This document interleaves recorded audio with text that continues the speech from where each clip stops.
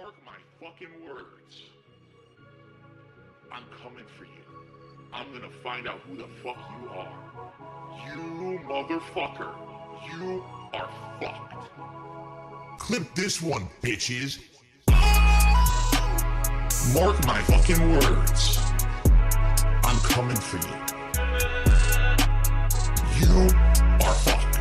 And you are done. I'm coming for you. Coming for you. I'm coming for you. Sound good? Coming for you. Fair enough? Coming for you. Alright.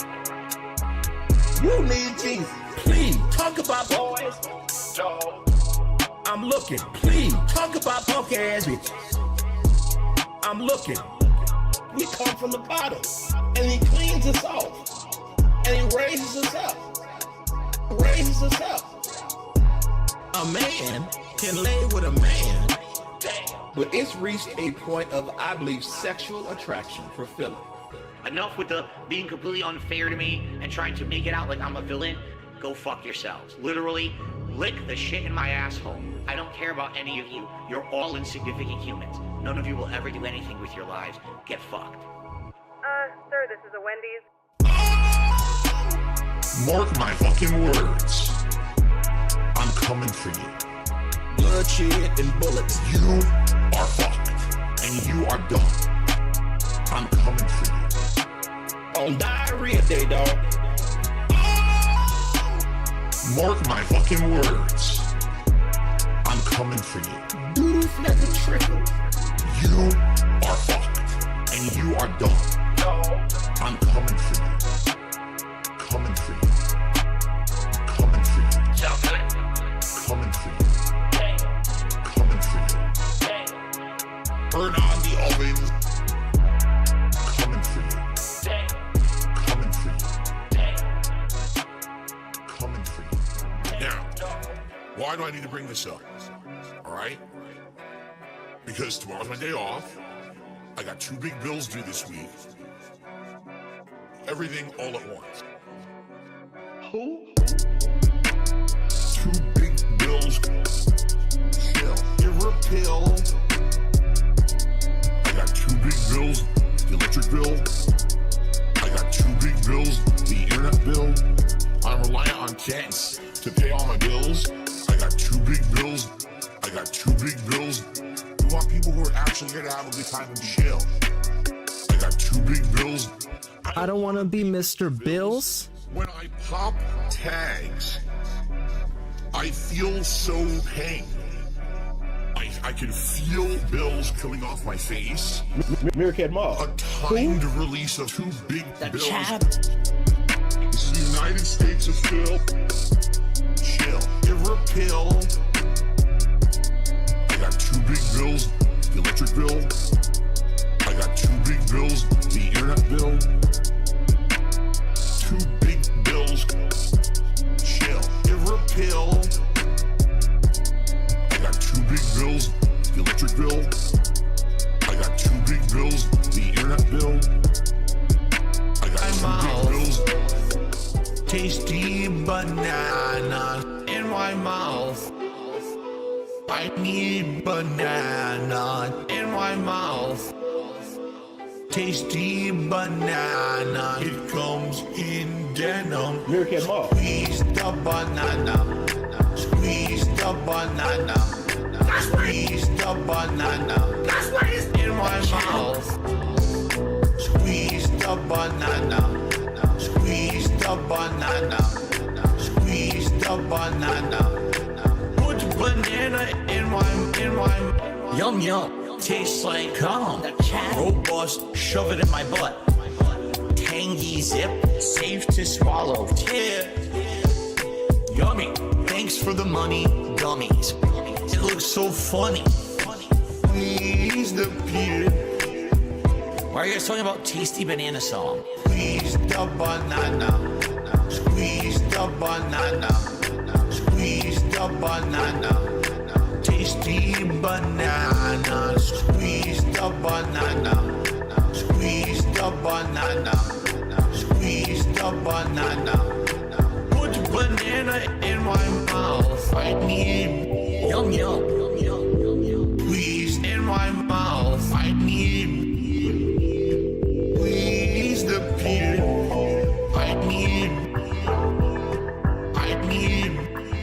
my mouth. I need yummy, yummy.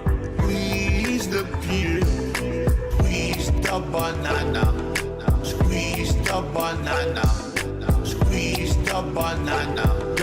Tasty banana, squeeze the banana, squeeze the banana.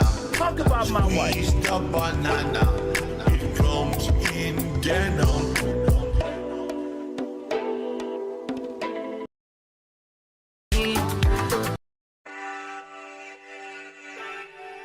I'm fucking up all the fades, man. All the cross fades, all the transitions. It's all fucked up.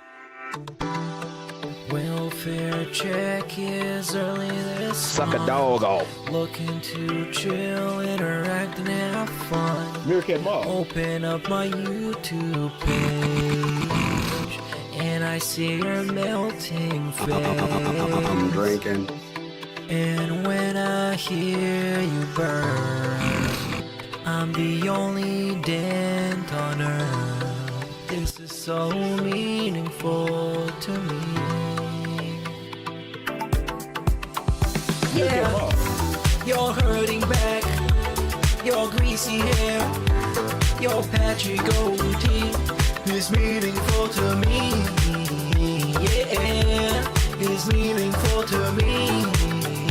Yeah, yeah, your shitty playthroughs are all I need. I know you guilty, but you're meaningful to me. Yeah, you're meaningful to me. Yeah, you don't work just like my legs. Fuck the stupid trolls saying that you beg. You're not the same guy you were yesterday. Here's 150 for the vest today.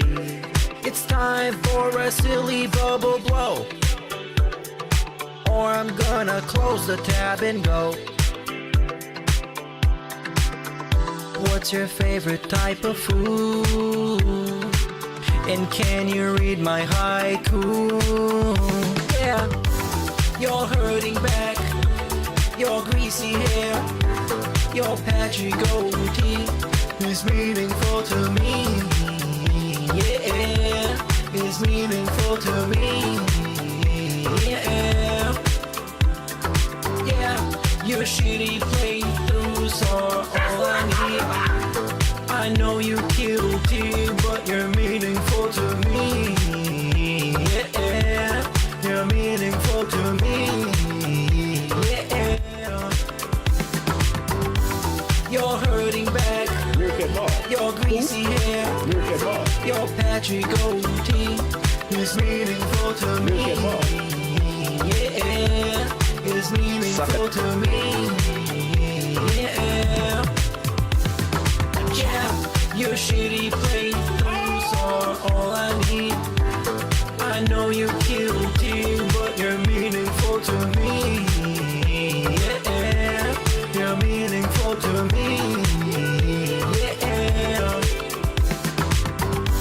you're hurting back, your greasy hair, your patchy goatee is meaningful to me.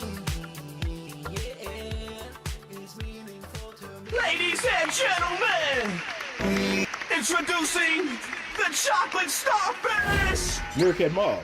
Oh, welcome everybody. Today is yet another day of chill, interacting, fun, hopefully lack of contributions like yesterday. Speaking of yesterday, wait, I need to get his chat up on the screen so we don't miss all the super high quality messages. You guys love Phil chat messages. They're awesome. You get that community feeling, that chill interactive vibe. He is in chat. We can confirm. Ladies and gentlemen, Phil is in chat. Wow. And it's almost 2 minutes after he's scheduled to start. So does that mean he's late? I would say so. I would say he's late. He's supposed to start the broadcast. Because after he starts the broadcast, there's like 20 minutes of bullshit. So there you go. But yesterday, actually before I tell you what happens yesterday, let's hear from the man himself. The chocolate starfish in the flesh. The Pigroach. The man. the one and only David Bernelowitz, the president of Poland, or at least only 25%. So let's get right into the news and listen to the daily wrap from yesterday, which is called the Daily Wrap, September the 16th. MK1 story ends / invasion begins. This time it's not judgment begins, thank God. Plus emotional Chrono Trigger finale. I'm glad we're finished with that game, because that was not fun. And definitely not very fun for him, because it didn't get a lot of positivity. People didn't rally to support. But yeah, let's hear from him. Good evening, everyone. Phil here, and welcome to the Daily Wrap for what was Saturday, the 16th of September, 2023. An interesting mix of a day, that's for sure. Let's talk. First of all, on today's Level 1 podcast in the morning, talked about my initial thoughts about Mortal Kombat 1, had some updates on some interesting news stories going on, and the like. So a pretty good mix of a podcast this morning. Then we jumped back into Mortal Kombat 1 to finish up the story. It took about 2 hours to wrap it up, meaning that the story of Mortal Kombat 1 clocked in at just about 6 to 6.5 hours for me. Now, I'm not going to spoil the story. All I'm going to say is this. I do feel that sadly there is a story element that ruins the story.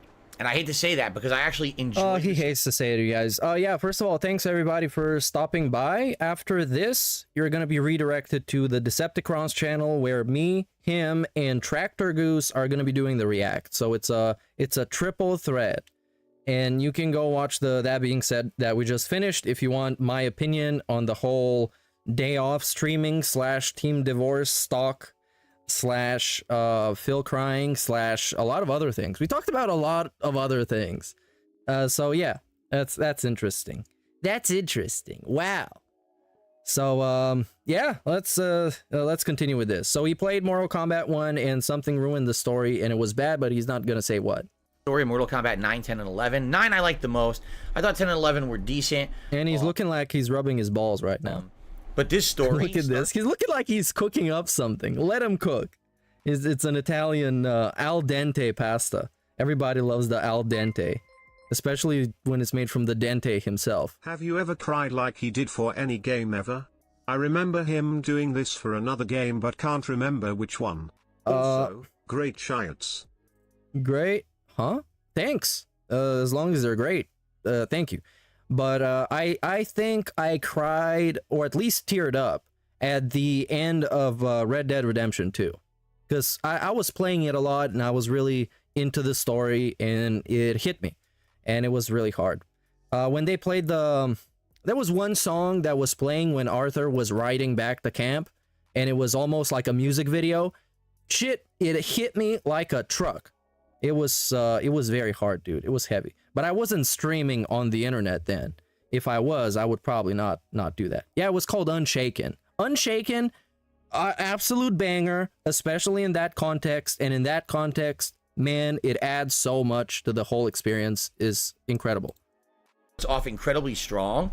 And essentially, by the time you get to the final third, they really screwed up, in my opinion. And if you want my full take on that and opinion on that, check it out. I give it in the final part of my playthrough, part 6.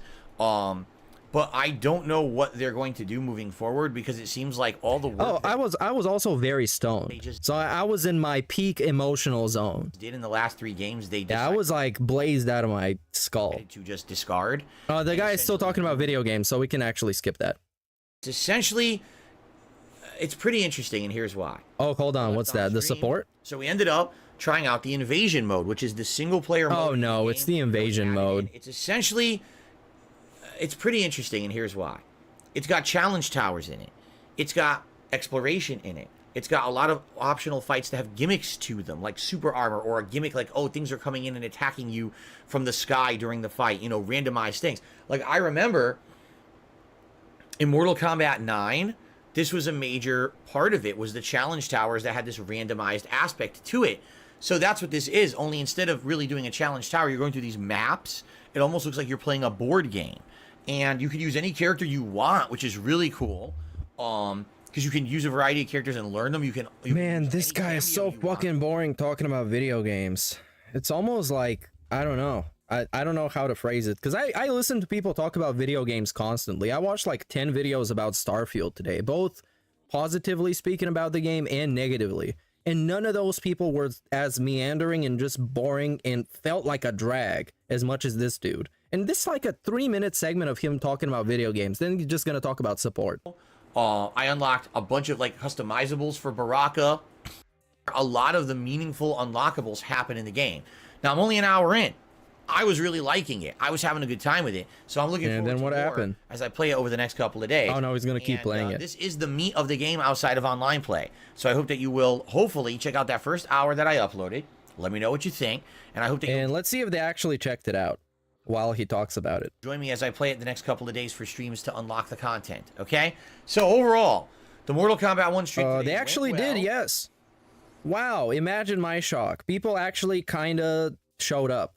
To his standards. And I have to say, this thumbnail is not terrible.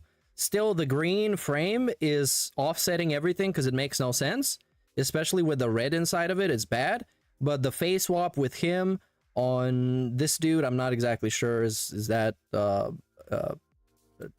that guy. You know him. I just don't know. It's Liu Kang. It's fine, you know? There's something to it. And he made like 700 views, which is not terrible. For his standards. We're talking about his standards in this case. So it was a massive success. I definitely enjoyed it. And he enjoyed I would it. say the support was on the same level as the first Mortal Kombat stream yesterday. So no complaints there. You know, moving forward, hopefully it gets you know, stays consistent. Tonight was the big conclusion of Chrono Trigger. A 26 to 28 hour playthrough. It's hard for me to say because I think it'll be 26 parts, but some of the parts went long. Very emotional for me.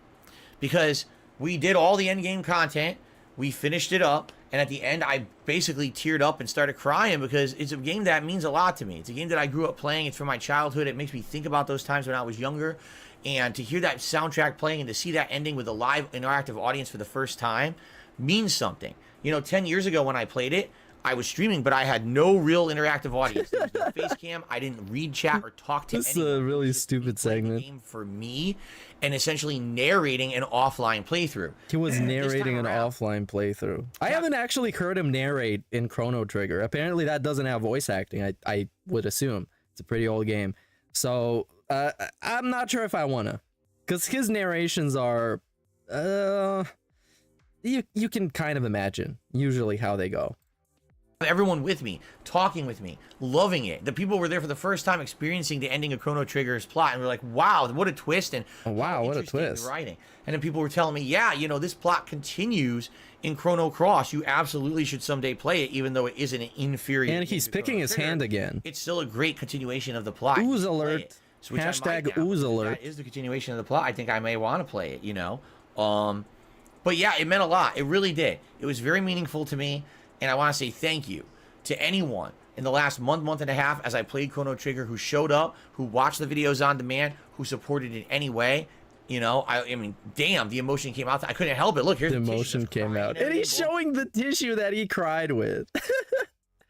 Man, why would you do that? Why would you actually do that? Keeping it around, because he was thinking about the theatrics and how it's gonna look. Because he's a wrestling guy. And wrestling guys always think about how it's gonna look to the camera, because they imagine they're like in wrestling or something. So they do like over-the-top theatrical shit like this, just showing, here's the tissue that I cried on, look at this. Cried over fictional characters. When he reacts to 9/11 video, yes, wow, geez. Yeah, I don't know, man. I understand crying over fictional characters, because some games are emotional. They have emotional story beats, and the point is for you to be invested in the characters.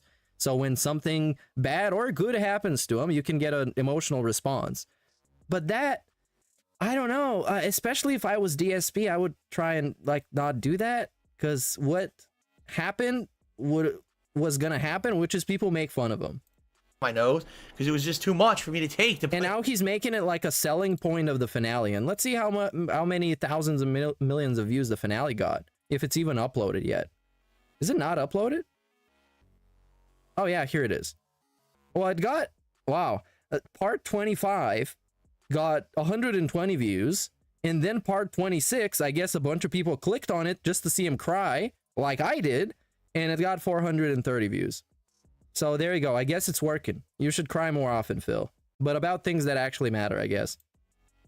This awesome game that is still one of my favorites of all time, and to finally be able to share that with an Bigos Crescent Cannon for the contribution. Really special. If you missed it, you can watch it on demand, but obviously the magic was to be there live. It was really something cool. All right, so tonight I'm uploading the conclusion to Chrono Trigger, and now everything moving forward is new content for the fall. So let's talk about that. And I don't think it was related to him getting like $10 in tips, because that wouldn't work. I mean, it would just beg if he just wanted money like that. React Day. And so tonight, what's interesting is that the $10 is just from one guy. Just one guy. And he's like a notorious racist in his chat that avoids getting banned just because he's a pay pig. the moment here that I finish recording and I start uploading, I'm going to make the playlist for tomorrow's React show. All right. We're here on DSP Gaming in the morning. We're going to have a level 1 podcast. Then we head over to DSP Reacts for 3 hours of reacting to the clips that people have nominated. And, you know, we'll see what happens with that. Hopefully it's a good show. Then tomorrow night on the late stream, 6:45 p.m. Pacific time, it's a continuation of Invasion Mode in Mortal Kombat 1. Okay. Monday, Starfield returns as the date. Look at how fast he can get through a schedule segment. Look at how fast it is. It's like less than a minute of this whole video is a schedule, and he just gets through it quick.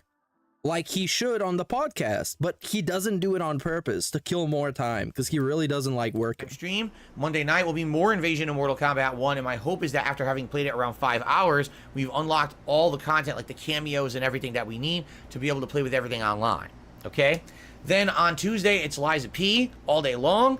Wednesday is up in the air. Could be anything. Could be Mortal Kombat. Could be not Chrono Trigger. Could be Liza P. Could be Starfield. I'm not sure. Wednesday night, I am definitely playing Street Fighter 6 Lily because I want to play it at least once this week so I don't get rusty. All right? So, great streaming day today. Good variety. Check it out. Good stuff. Very emotional at the end. Awesome. Hope you'll Very get a look. emotional at and the I will end. see you all tomorrow for the React show and for Invasion Mode. So yeah, I wanted to show everybody the actual emotion in the end because it is very emotional. And he does like a weird, I don't even know how to describe it, like a rocking back and forth thing right before he cries, which to me is more entertaining than him actually crying because I've seen him cry before. What is that? Is it here? Joy Style Podcast. I could actually find the clip. Fuck that. Yeah, this is no JOI. I'm not gonna be motivating anybody to do anything that's gonna get them, you know, feeling a certain type of way. I think Aquatil has it. Oh yeah, this is the whole restream, and then whose clip did I watch? Was it here? Was it here? Oh yeah, okay, let's no, let's do the crying first, and then we can get into the low support slash begging slash not being able to predict the contributions or whatever. So yeah, who had it? I would say Snort Hogan. Or Memology. Oh yeah, this is it. This was it. Let me tell you something, brother. And it was like right here, I think. Oh man. Such an awesome game. The music. Hold on. Do something. Comic book. Oh, it starts right at the beginning, I guess. Always felt farewells were best kept brief. The music, dude, the music gets to me on certain games. This is one of them that actually gets to me all the time. And you know, he knew he was gonna get made fun of for doing shit like this. It's nothing wrong with being emotional and crying, but at the end of the day, it's fucking DSP. He's gonna make fun of everything. I'm waiting for the rock to start. I've always felt farewell. I'm crying. I'm crying because it's one of my favorite games and the music gets to me. I'm actually crying because it's the end of one of my favorite games. I'm a baby. I'm crying like a little baby. Like a little sissy. Oh, sissy. I've always felt farewells were best keep. Yeah, this is pretty fucking cringe. Hold on. I skipped on accident. Or maybe reflex. And then he went to blow his nose. Hold on, everybody. Hold on, everybody. And he didn't mute that for some reason, so we get to hear him loudly blow his nose.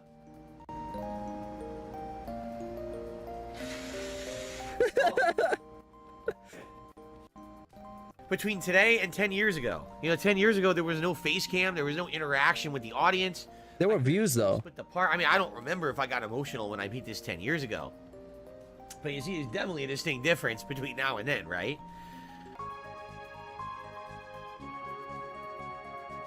I think he didn't get emotional, but he called people retards right at the end.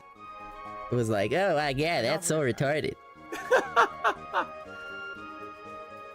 I don't know. Where's the rocking, dude? For certain games, this is definitely one of them.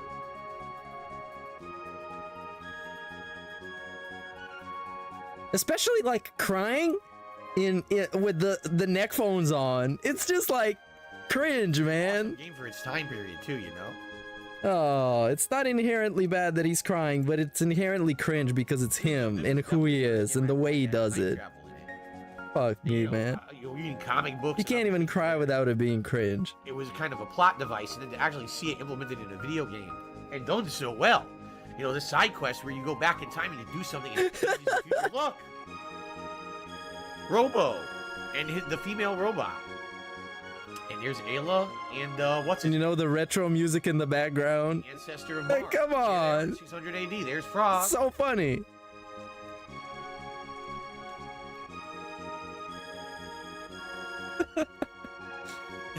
And Magus floating in the air for some reason. Will he ever find Shala? Well, he's flying away.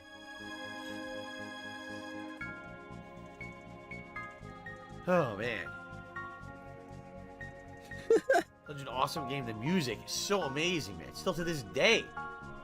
Gives me the strong feel. The rocking gonna start? Oh yeah, Radical Jaw says if you play Chrono Cross, you'll figure all this out. Really? So it has these epilogue stories for these characters? Huh. Oh, man. It really got me. I didn't think it was going to get me that bad. It got me good, man. I love this song. Oh. Oh, and the picking the nose type of thing. Look at what the fuck is this? Why? Who does this? Even after you cry, he like puts the tissue on his finger and then picks his nose aggressively. Oh. What the fuck?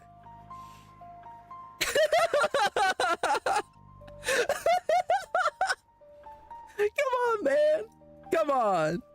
Why are you such a DSP? So thank you to everyone here. We had Klein who did a super chat. We had Radical Jaws doing a super chat, saying that yes, there's epilogue stuff in Chrono. Wait, we got more? Robo and others.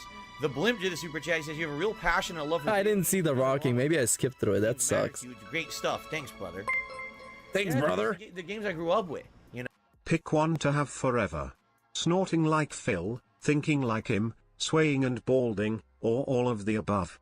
Oh, is swaying and balding a package deal? Then, I mean, I guess that. You don't want to think like Phil, because then you're like a delusional narcissist with delusions of grandeur. And snorting is terrible, because you get to swallow your fucking snot for your entire life. That's terrible. Balding is not that bad. You can just shave it off. It's, you know, it's balding. And swaying, I guess, if it's not related to having a bad back, you're just swaying. It's not too bad. No. The games I grew up with as a kid. And, you know, So I guess I would pick that. My life, and it makes me feel happy and sad a bit.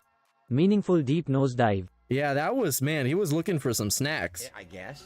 Because, you know, that's life. You get older, right? You get older. I don't know, for some reason he thinks like 41 years old is like almost end of life cycle type of situation. Dude, most people aren't even retired yet. But it's cool to be able to... 41. He thinks he's like he's become a sage. He's become so wise with this age that he's like transcending the human intellect or something. Yeah. Like I said, this playthrough felt meaningful. When I Oh, and now it felt meaningful, okay. Ago, I didn't have an interactive streaming audience. And I was just playing the original SNES version. Yeah, this the shit we've heard.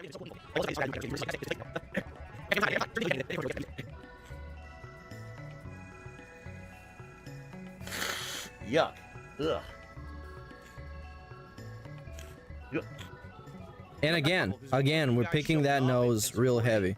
And allow me to play. And again, we're doing the little nose picking thing. Well, time to store away the mini PC, never to acknowledge it again. I'm sure he's gonna go back to some other retro nonsense a couple of months from now. But now is the hardcore begging season, and the tips are really low. So we can't take another risk, such as this, that got $10 from one guy a stream. Come on, that's not how a business works. Now look at this. Thank you guys for making it possible, because if it weren't for you guys showing up and supporting, Yeah. allowing me to play the classics from my childhood, I wouldn't be able to play them, you know? Yeah, you can play him on your own time. He's acting like he's banned from his office when he's not streaming. You can just play him for fun, like people play video games. I'd be stuck playing only brand new releases. And do you think Phil eats either his boogers or earwax while not on stream? No. Something he is secretly putting it onto to save it for later. Someone from Area 1651 told me about Wait, it. what? He's like storing them. So he's picking snacks when he's streaming and he's storing them. He's storing them on the jammies. So when he goes to bed at night, he can just pick up some late night snack. Yeah, that sounds legit. grinding away. But no, seriously, I know he's gross, and he's like a weird mixture of like a clean freak, because he constantly talks about like how clean he likes stuff and how everything should be clean, and also he's a super disgusting slob at the same time. So I don't know. I would really want to believe that he doesn't eat them. The games that only I get views on. You know, take a look. We got like 250 people here tonight. Wow. That's cool for me, man. That's good enough for me. That's all I care about. Having a good time with a small audience is excellent, right? Wow, that was the post-crying snort. That's an iconic one. The post-cry snort, because when he cried about tea, he had the first of its kind double barrel snort, when it was like two snorts right after the other, like one after another. It was crazy. Thank you. Never seen anything like it before, really cool or since. Having an anniversary event like this, and others as well. You know, we did a lot of fun stuff this summer. This is pretty much the final event here. Yeah, it's the final countdown, the closure of the summer. And then we get blah, blah, blah. And then we get the daily rap saying that it was emotional. Love. And video games have been a passion of my life. And video games are a passion. But let's hear more from, you wouldn't believe it, Darkside Phil. Because his nice little podcast is about to start. And you guys love it. I love it. We show up, we interact, we chill, we have meaningful discussions together. And yeah, let's see what's up. For Sunday the 17th of September 2023, I'm Darkside Phil. I welcome you here to the show this lovely morning. A different kind of show today because we don't have crazy amounts of news to cover. Last couple of days we had quite a lot of news stories to talk about. Today we have one which we'll reminisce about a little bit. It's more kind of an anniversary story than anything else. If you're not aware, today is the actual 10th anniversary of the release of GTA 5. So we'll talk a little bit about that. But outside of that, happy GTA 5 day, you guys. So today's show will be more about recapping what I've been doing. Yesterday, particularly, we finished the story of Mortal Kombat 1, and we actually had a little sneak peek of what Invasion mode is going to be. So we'll talk about that, as well as the conclusion of Chrono Trigger, which was very emotional for me, unexpectedly. This all sounds like I'm going to hate it. It sounds like a terrible podcast right here. Sometimes it tugs at the heartstrings and you get the feels. You know what I'm saying? So, it was a good day yesterday. And today, of course, is the weekly React day, where we're going to head over to DSP Reacts and watch the variety of clips that you guys have nominated on my show, DSP versus the Internet. And we're going to have more Mortal Kombat 1 Invasion gameplay tonight as we attempt to unlock tons of content, including the remaining cameo fighters and other customizables and things before we get further into the game. So we've got a good amount of stuff to talk about today, just nothing too crazy. Likely we're going to have a lot more time for interaction and Q&A. Just for those who are here live, I don't know what's going on with YouTube today. Like, my viewer count is very weird. Here's what I mean by that. What, because it's low? When I start the podcast, all right, it'll be around, say... Oh, yeah, it's like 160 at this point. But that's because I haven't... Now it's 158. Today, it said I had 90, which is weird, but then it skyrocketed and said I had 130. Yeah, somebody forgot to turn on the view bots, I guess. Like allegedly. And it's kind of been pinballing all over the place. And it never usually does that. And I've noticed this. It looks like viewership on YouTube, there's some weird way that it's changed the way that it's being calculated. It's just odd. And again, it doesn't really affect anything. What? But I just want the calculation of the viewership? Like, why does it say we have what would that even mean? It's way low, then it's high, then it's low, then it's high. I don't know what's going on with it. I don't know if it's accurate or not. How would that even work? They're calculating the viewership wrong. Regardless if there's 5 viewers. What, are you implying that not every single person that watches your thing counts and they don't show them? Or 5,000, I really don't care. it sounds and looks the same. So I don't know what's up with the YouTube view counts bouncing all over the place this morning.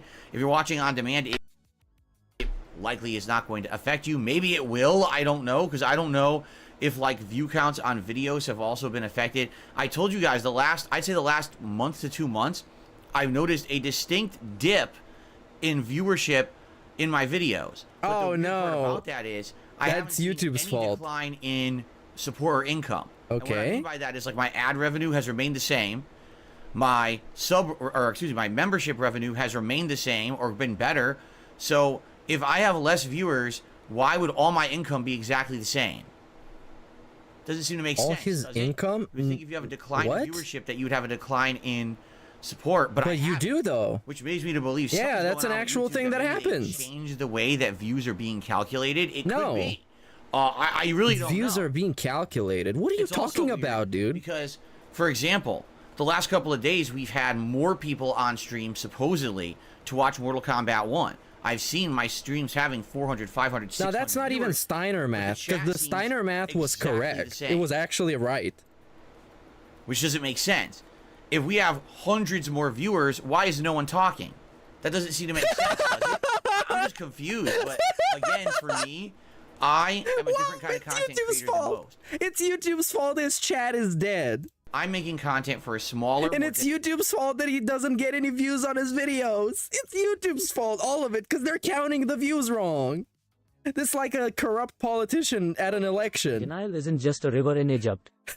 Yeah. Oh yeah, Kevin. What I do, the way Denial. I do it. So it's curated content. You understand? If people from outside of my regular channels happen upon my content and watch it and enjoy it, great, welcome. You have to become a subscriber to the channel to talk in the chat. Just so you know, it's a 24-hour sub mode because there's so many trolls and things with bots and stuff. It has to be like that. We had it before that. It was a nightmare. No one could talk. It was nonstop spam and bots. Okay? So welcome to everyone who is maybe a newcomer. But I do find it odd that recently there's all this weird stuff. View counts seem to be lower. Views are bouncing all over the place.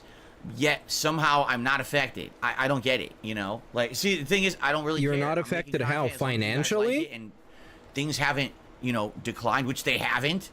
You know, I'm happy. So, thanks for watching. Thanks for enjoying. Don't worry too much about it. I'm certainly not worried. You know, I don't care. Right now, it's a glitch. We have 179 viewers. Typically on a podcast, we'd have between 200 and 300 and then increasing. There's a guy in his chat called Acid Face, and he got like a member crown. Maybe it's just because today's React Day. Man, these LARPers are evolving. I don't know, but it was weird. They're snatching up all the gifted memberships. Don't worry about it. The sky is not Acid falling. Face. The world is not ended. It I'm sure you got a lot of popcorn. Videos. Everything seems to be fine. Okay? So there you go. But you guys, don't worry. Someone actually, Acid Face says, Acid Face count logged in views now. No. I mean, that would be a huge change. No. Because tons of people who use YouTube don't log in. They just go to YouTube and click on a video and watch, and then they're out of there. They don't have an actual account they're logging into. You think that could be the case? Maybe that is the case. No, maybe it's not. Logged in views. Why are you just believing him out of nowhere? It's some random dude. It doesn't matter. Back in the day, I actually got paid based off of views. I didn't get paid off of ad revenue. Or yeah, we know. I had flat rate contracts with. That's why you're telling people to click on your videos and you didn't care if they like them or not. If I had a view dip, I'd be super concerned. I'd be like, oh my God, I'm going to take a pay cut now because YouTube's not counting views properly. Today, He's crowdfunded individual, right? A crap. You know what I'm saying? Like, literally, I could not give a crap. That's all I have to say. Man, that's some Olympic level mental gymnastic. All right. So what do we want to talk about today? I think today we should go back and recap everything that happened yesterday. Let's talk isn't that what the daily wrap is about? Let's talk about the 10th anniversary of GTA 5. And then we can just do whatever you guys want. We'll do some shout outs, you know. And yeah, also, who doesn't have a YouTube account in the current year? Before we even get to because that, it's automatically linked to your Google account, and pretty much everybody has one. Maybe you don't have to use it, but you have one. Autumn weather here in Washington State, and what I mean by that is, we get a weatherman segment. Apparently, that's an actual regular thing for some reason. Mid-80s again, 80 degrees Fahrenheit, which is summer weather. Today we are down to the low 70s.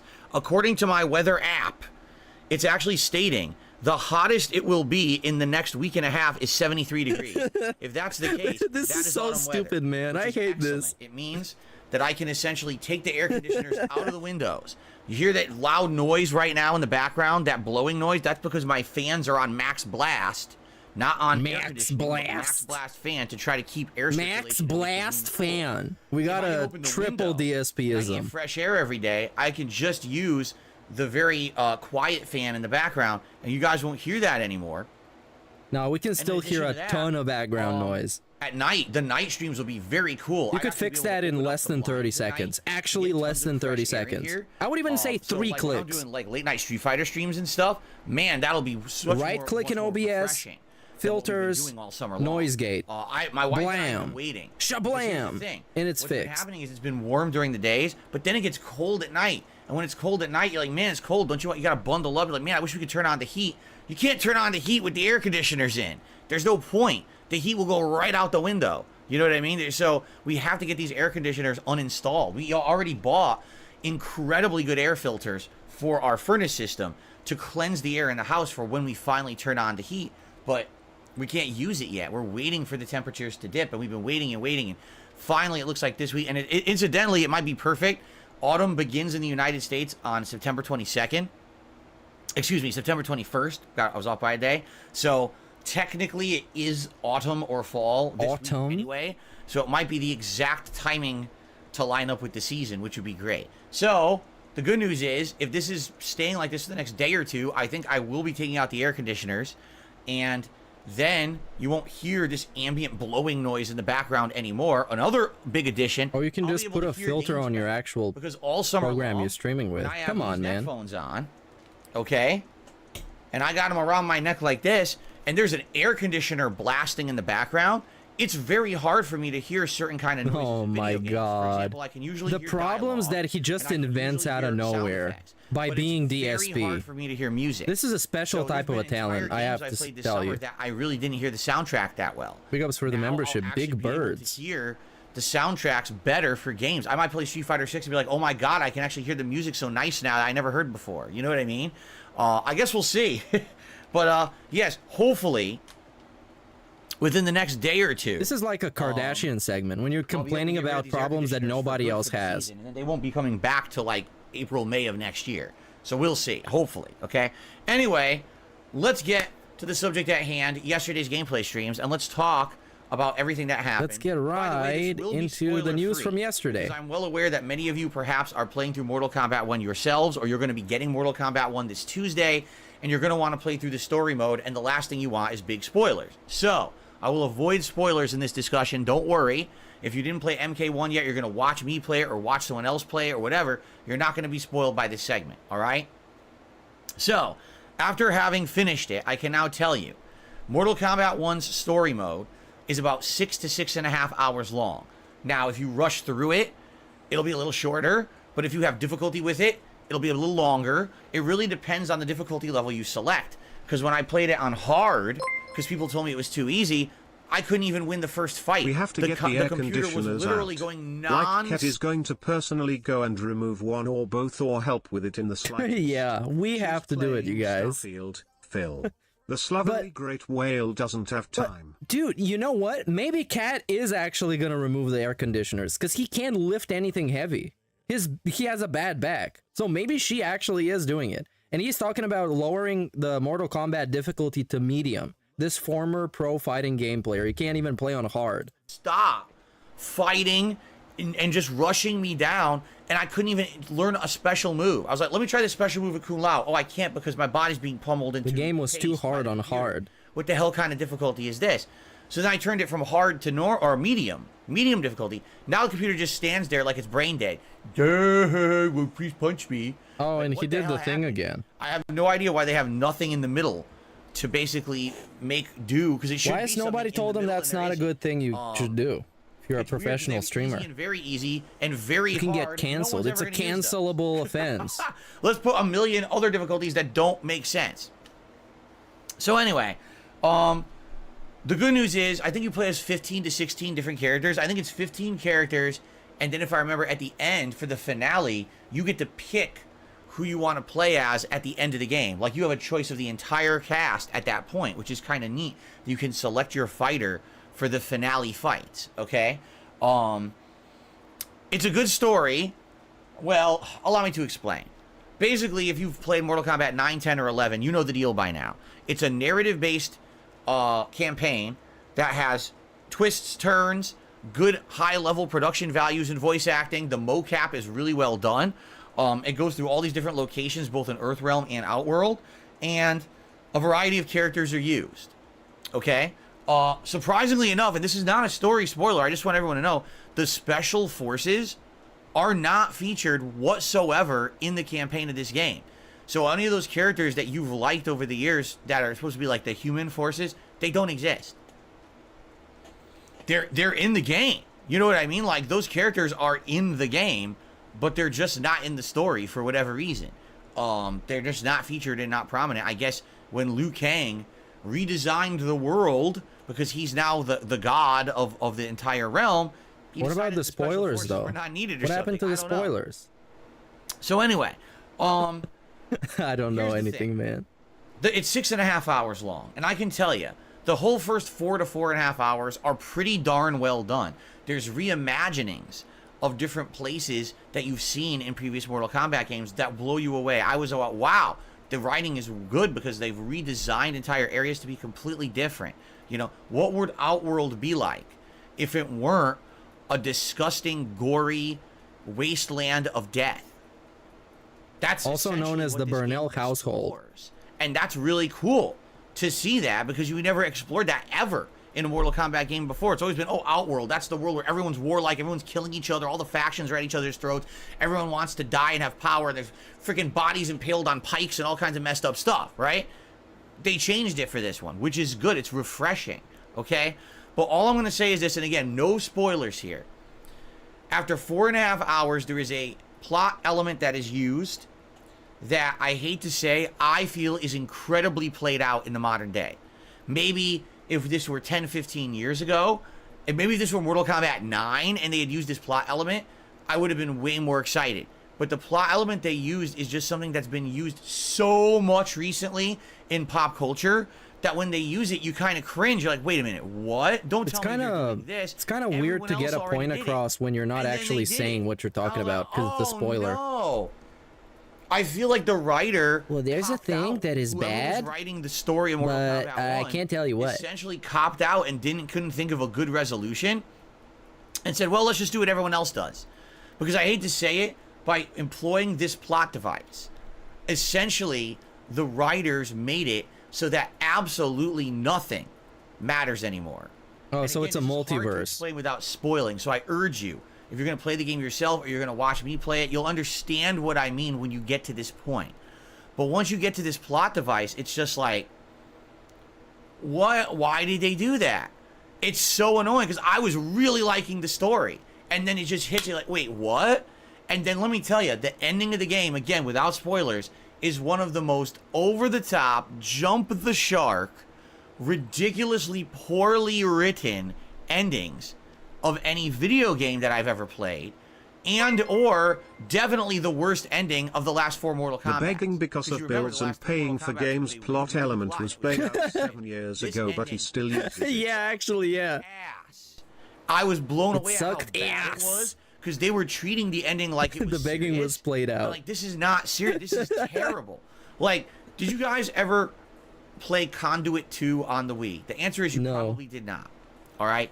In the game Conduit 2, at the end of the game, a portal opens up, and Abraham Lincoln, as well as other former presidents, step out of a portal through time with giant energy weapons to say that they are back to save the world. That sounds badass. And that's the end of Conduit 2. The ending of Mortal Kombat 1 is pretty much on par with the ending of Conduit 2. That's all I'm going to say. Okay? And, yeah, I couldn't believe how bad it was. I was just appalled. And so was everyone watching live on stream. We were all like, that's seriously how they want to end it. They want to end it No like one this. cares. This is the It ending made of the plot money. of Mortal You cry, Kombat baby. 1.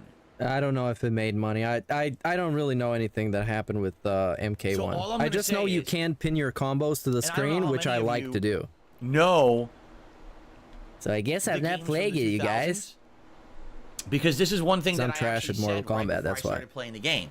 But all my friends are too. Mortal Kombat 9, so 10, that and makes it 11 okay. Seemed to be a trilogy of Mortal Kombat games that was an homage to the 1990s Mortal Kombats, right? They really focused heavily on the characters from Mortal Kombat 1, 2, and 3, and then a little bit of 4, and then had new characters like the children, like Cassie Cage, and the son of Scorpion and stuff like that, right? So, much like that trilogy was the 90s, it seems like what they're trying to do is start a new line of Mortal Kombats that are now an homage to the 2000s Mortal Kombat. So we're talking Deadly Alliance, Deception, Armageddon, and I think there was another one in there too. But there is a problem with that. The problem is the 2000s Mortal Kombats were widely accepted as fun console mess-around games, but were never accepted as mainstream competitive serious games. There weren't really tournaments for them, while games like Street Fighter and Tekken and other fighting game franchises were excelling in the tournament scene. Mortal Kombat faded into obscurity. It still sold well, but it was kind of the laughingstock of the fighting game community. Well, it exists. Okay, why does that matter though? Rip off people's dicks and shove them up their nose holes. You play Mortal Kombat. Outside of that, if you want to play a real fighting game, you're going to play everything else. Well, can I play the everything else with my friends? Should I tell them they're not allowed? Going for. I think that they're more saying that they really don't feel like they care that much anymore about being serious. They tried that with 9, 10, and 11. They tried to be serious, balanced games. They tried, and Mortal Kombat 11, they added in all these elements that made it play more like Street Fighter. They had, you know, blocking that didn't require a block button. They had wake-up reversals that used, like, meters, so you could, like, invincible wake-up reversals and stuff. They completely removed all of that. It's all gone. So they've changed the way that Mortal Kombat is played, right? So, in that regard, I kind of feel like that's what's going on. They just don't care about really competing anymore. They feel like because they've been around for so long and they have an established fan base that will come back and play at whatever, no matter what. And the other thing is about Mortal Kombat, usually when a Mortal Kombat game comes out, especially this last decade, it'll be popular for like 6 months, sells a ton, and then you don't really hear much about it until the DLC characters come out. And you might be like, well, wait a minute, I don't get that. Because isn't there a competitive community? Well, there is. But for whatever reason, even the Mortal Kombats where they tried really hard to make them competitive, they don't catch on that well. They just don't have longevity or the legs of other fighting games. Why does that matter? Street Fighter 5, which arguably I thought was terrible. I thought it was one of the worst ones ever made. Okay, I really did. I thought it was god-awful. It lasted 7 years. 7 effing years, right? While Mortal Kombat had like 3 games during that time period, each one only lasted about a year competitively, and then people never really talked about it or played it anymore. It was on to the next. You see, that's why they had Injustice games in between to fill in the gaps. So, that's I think what's going on right now, is they wanted to cater more to the people who were their big fans in the 2000s, get that player base maybe back. Maybe they may have lost them in the last decade. They want to get those people back. And that's really why they're not taking it so seriously, because that plot, oh my God, that plot cannot be taken seriously in any way. The ending is atrociously bad for anyone who is looking for something that was to be like, okay, this is cool, I'm interested, I'm invested, let's see where the plot goes next. Why would I take the Mortal Kombat plot seriously? It's Mortal Kombat. Anything can happen. I just want to rip people's heads off. Preferably people that are my friends, so they can get salty. That kind of explained my thoughts without spoiling. If you want to know exactly what I'm talking about, you can watch the end of my playthrough, which is live now on the channel, or you can play the game for yourself.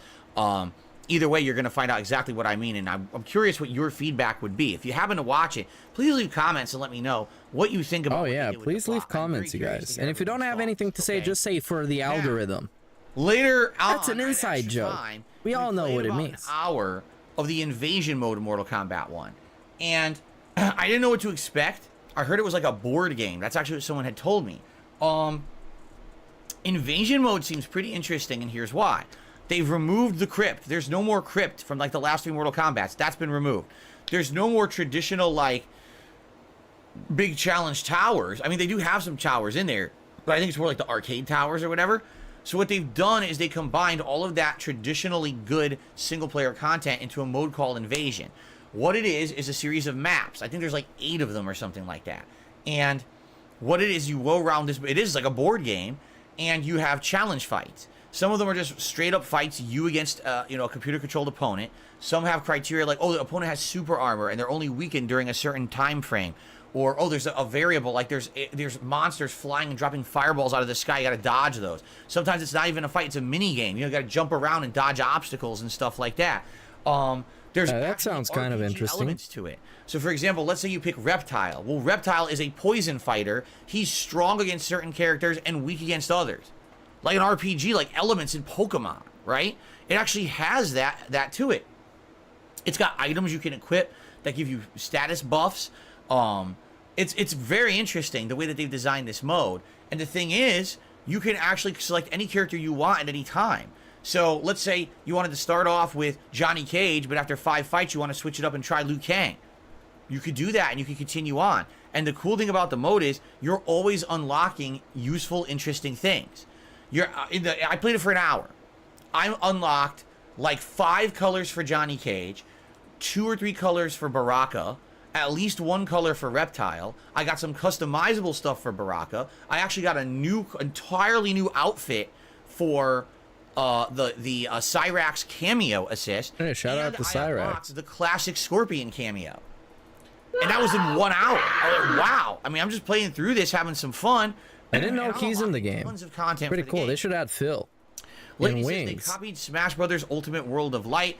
I mean, need lolcow combat. Not that, but also, yeah, I would say that's actually a good comparison. To have a single player mode that had that kind of content. That's pretty much similar, although the challenge towers are in there. I actually did an optional hidden challenge tower that was 4 stages, and when I beat it, they gave me a bunch of rewards. The game it's very confusing because the game has like 3 different kinds of currency.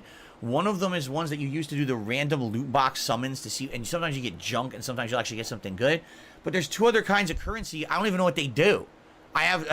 I was getting green coins and like red coins. Like, what the hell are these? But I mean, I've only played it for an hour. Maybe it'll be more apparent the further in that I go. There's also optional objectives. So for example, on one stage, there was a word scramble. And I didn't know what it meant. And after I unscrambled, it says like a puzzle boss. What does that mean? You realize, oh yeah, one of the cameo fatalities is Cyrax's classic fatality from Mortal Kombat 3, where he opens up his chest and he shoots a bunch of bombs out and he blows up the planet. Well, they put that fatality into Mortal Kombat 1. So if you do that fatality on that stage, you get a bonus reward. And I did it. Opened up an area and I got a big bonus reward that I think it was like another color and other stuff for doing that. So it's kind of a neat mode. Oh man, this is such a terrible recap. It's so long, and we're still in the first game he played. Then he's gonna talk about Chrono Trigger and the way he cried, and that it was super emotional. And he's gonna repeat everything he said during the stream and during the daily rap, because you guys love it apparently. Stop loving it, you guys, so we can stop doing this. Please stop, please. It definitely seems like this will be the meat of the game for you if you're not going online to play people in a competitive setting. So far, I like it. So we're going to play more of it over the next couple of days. Yeah, I wonder if DSP has bombs in his chest. We need to check. We need professional fact checkers to verify that. Optional cameos unlocked. And the thing is, some people were like, oh, you could just play online. That is true. Whenever you play Mortal Kombat outside of the story, you're leveling up your account, and your account level is what unlocks the cameos. However, supposedly, the invasion mode is the best way to unlock content because you level up your account constantly playing this mode. Apparently, it takes tons of matches online to unlock the cameos. Well, if you play invasion for like 3 hours, you get everything that you need for multiplayer. So it makes more sense for me to focus on invasion than to jump on right online and not have the whole cast. You know what I'm saying?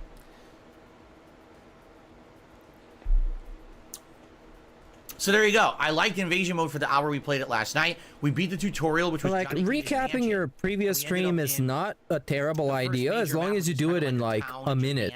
With big pagodas and things and like if that. something fun happened, maybe you can show a clip or just say, hey guys, go check out something really fun happened, and then you just move on. To like Reptile, I think today. Like how important does he think he is to the people watching him? I'll try to the point where he's gonna be giving like 20-minute kind of get a little bit of experience with summary summaries of the gameplay So, and there you go. everything Invasion that mode, happened in a I'm stream. liking it so far. I'm looking forward to more. Now, last night on the late stream, it was the conclusion of Chrono Trigger after a summer-long playthrough. Basically, I've been playing it for about 6 weeks. I was Hey, well, now we're on the second stream. That's right at the awesome. beginning of August. So it was about 6 weeks that I've been playing. Do I have Chrono skip Trigger. juice? And the No, I playthrough got like clocked in 30 at seconds. Just over Shit is 26 worthless. hours when I was done. Much longer than my original playthrough. My original playthrough from 10 years ago. That was only like maybe 15, 18 hours. Reason being, number one, just playing, I love putting him on like 10 times the speed, and you just look at all these gesturing, looking around, but now we're live, so we can't do that. Playthrough this time around, okay? Man, the ending was great. The music was outstanding. I'm gonna be honest with you guys. I cried because this is a game from my childhood that. I'm gonna be still honest, to you this guys. day, I cried. I love this game. Every time I play it, I have a blast. The music, the graphics, the story, the optional content, it's all resonates with me. This is one of the games that back in the day made me fall in love with games for the rest of my life. And so it was very emotional for me. It wasn't that I was sad. It wasn't that I was overly happy. It's just I think people are trolling him. started playing that I'll tell you music after and this segment. Everyone's final goodbyes. Everyone was going into the time portal to say goodbye at the end of the game. It actually made me tear up. I was crying. Everyone's like, "What's he crying about?" I'm like, "It's just I don't know." It's Okay, I think people are trolling him in chat by making the exclamation commands so Nightbot gets to shit up the whole chat. Because people are making the schedule, they're doing the something else, and Nightbot by default doesn't really need much help to shit up his chat because his chat is slow as hell and Nightbot is constantly spamming. Look at this. This in the last 5 minutes. We got like 1, 2, 3, 4, 5 Nightbot messages. Certain things from your past that are meaningful to you make you feel that way. You know what I mean? So I really enjoyed the ending of it. And for those who were there live, thank you. For those who were there for the entirety of the playthrough, I really appreciate that because this playthrough meant a lot more to me than playing these games 10 years ago. You know, when I played these games in 2013, the internet was a different place and I was a different person and my content was different too, okay? So. Who did he even ban? And he gave us a shout out. That's nice. Yeah, basically for me. Yeah, because I'm looking at the Common Frenzy dude who says, hey man, just a heads up that some of your haters are criticizing you for getting emotional last night, but not during the 9/11 clip on last week's React, just in case they bring it up. I wonder if he got leaned. I have an interactive audience. Even though he's a member. I can talk with you guys, and I can share my emotions and thoughts live. That's way more meaningful to me than any of the content that I used to do that was the offline style. Because pre-2017... Offline style. Basically, everything that I did was basically felt like it was offline. Me doing it for myself. Or, you know, if I had a co-op partner, that was a little different. But for the most part, it was just me narrating over everything. Even though I did live stream from 2013 to 2016, those streams were ignoring the audience, not interacting, no face cam, right? It was a very different style. It wasn't until 2017. You might even ask why the fuck would even do it like that. Pretty much almost outside of being able to make money on the ad revenue and while he's live. That's exactly why he did it, actually. I'm going to answer my own question. 7 years, because 2017, 18, 19, 21, 2021, 22, 23. Yeah, it's been 7 years. So he was pretending they didn't exist, but he was still taking their money. Much better. Those people that didn't exist. The content I put out today makes me feel better about what I'm doing on the internet. I feel like the stuff I do today is a legacy of good content, while a lot of the stuff that I used to do back in the day was very much for an immature YouTube audience. The standards are really low, my guy. Point. In 2013, when I did what was called the Summer of Retro, and I played games like Chrono Trigger, Earthbound, Legend of Zelda: Link to the Past, and a couple of classic Super Marios, okay? My viewer base revolted against me. Whoa. Yes, I got thumbs down all over the videos. I had people who were coming out and complaining. What a boring summer that Darkside Phil has done. How off base he is with his viewer base to be playing classic games. No one wants to see these old pixelated relic games. They mean nothing. Okay. We want him playing Grand Theft Auto. We want him playing gory, you know, shooters. Okay. Or current fighting games. Why is he framing it as if they're wrong, though? Even if it happened, which I'm not exactly sure it did, but why is he framing it like it's bullshit? Essentially, that's the feedback I got. Okay. And I was like, wow, you know, like what a ridiculously off base reaction. They actually were pissed at me for playing classic games. They were pissed at him for being out of touch with his fan base, and that was off base. So you see? And I remember they were actually out of touch with him. I got into arguments with my audience in video comments and on and he was media. Yes, shitting up his comments with like Twitter, complaining, which is the last thing you should do. Reacting like this, these are the classics. These are the games that lead. Was getting in arguments for what we have today. And sure, you may feel that they're outdated, but that doesn't mean you don't respect them. This would be the equivalent of saying we would never watch an old movie ever again because modern movies are better. It's like, what are you talking about? Art resonates no matter how long time has passed. Technology doesn't. For example, if you watch an old game and it's pixelated, okay, the graphics don't look good. Or you watch an old movie, oh, the CGI from the 90s looks like shit. Admittedly, you're right. But that doesn't mean that the work of art is completely destroyed or wasted and has no meaning. Sure. And those were the kind of reactions I got. They just didn't want to see that, though. This time around. And they told him they didn't want to see that, and they thought they were wrong. It was completely the opposite. When I played the game. So, in conclusion, I'm very confused. On those streams and watching on demand, because I know there's still people watching the playthrough. He's wiping his nose like he just did a couple of lines of coke, by the way. He's tweaking out today. That I was sharing this game and all of my knowledge and passion for it through this playthrough, and that it was interactive with my audience. Then why was the support so slow? If they were incredibly appreciative, why did you end up in like $10 in tips last night during the finale? That was super emotional, and it was all from one guy. I don't know. I guess I did the math wrong. Of little tips and things that you can do during the boss fights, because Chrono Trigger is not an easy game. If you don't understand how to do certain things in certain boss fights, that game will kick your ass. All right? And I was trying to help people who are maybe doing it, playing it for the first time, to understand how to do certain things. I also like that we took the time to unlock all the stuff in the game, including all the crossover attacks and all of that. Not to say that I used them all, because there really are a lot of crossover attacks that are just kind of unnecessary, but it was nice to see every triple attack and everything by the end of the game, you know what I mean? Again, very different feeling in the modern day versus 10 years ago when I had backlash for playing classics, all right? So I want to say thank you so very much to those who attended the streams, to those who watched and are still watching that playthrough on demand, because I know for a fact there are people still in the midst of the playthrough. It's a lengthy one. All right. And, of course, particularly a shout out to those who supported that playthrough, whether it was simply engaging with the streams and the videos, maybe a super thanks or super chat, super sticker, memberships, gifted memberships, and tips. All that stuff made that playthrough possible. You understand? Because a lot of people are, it's just a classic. I'll skip it. It's boring, slow. I'll come back when there's a new game. But the fact that people showed up and supported those playthroughs, those retro playthroughs that I do, means that I can play them. You understand? I'm happy that in today's audience, I have the ability to be flexible and I can balance. Oh man, this is actually really sad because he's trying so hard to convince himself that his business isn't actually failing, as it's actively and very easily observable that it's going down the toilet fast. He started this stream off by crying about the amount of views that YouTube was showing under his videos, by saying that YouTube changed the way that they're calculating views. Let that fucking sink in. Games. I can play a new game with an old game and it all balances out and it works. Back then I couldn't do that. That summer, my views plummeted because I played retro games and I lost tons of money. Seriously, it was one of the slowest summers I'd ever had at that point being a YouTuber, just because I chose to play some classics. And it's like, wow, I'm beholden to my audience. I have to kind of almost obey the demands of this. Almost, I hate to say it, a lot of entitled people back then. Wait, bro. But that was your business, though. That's how you made your money, off of views.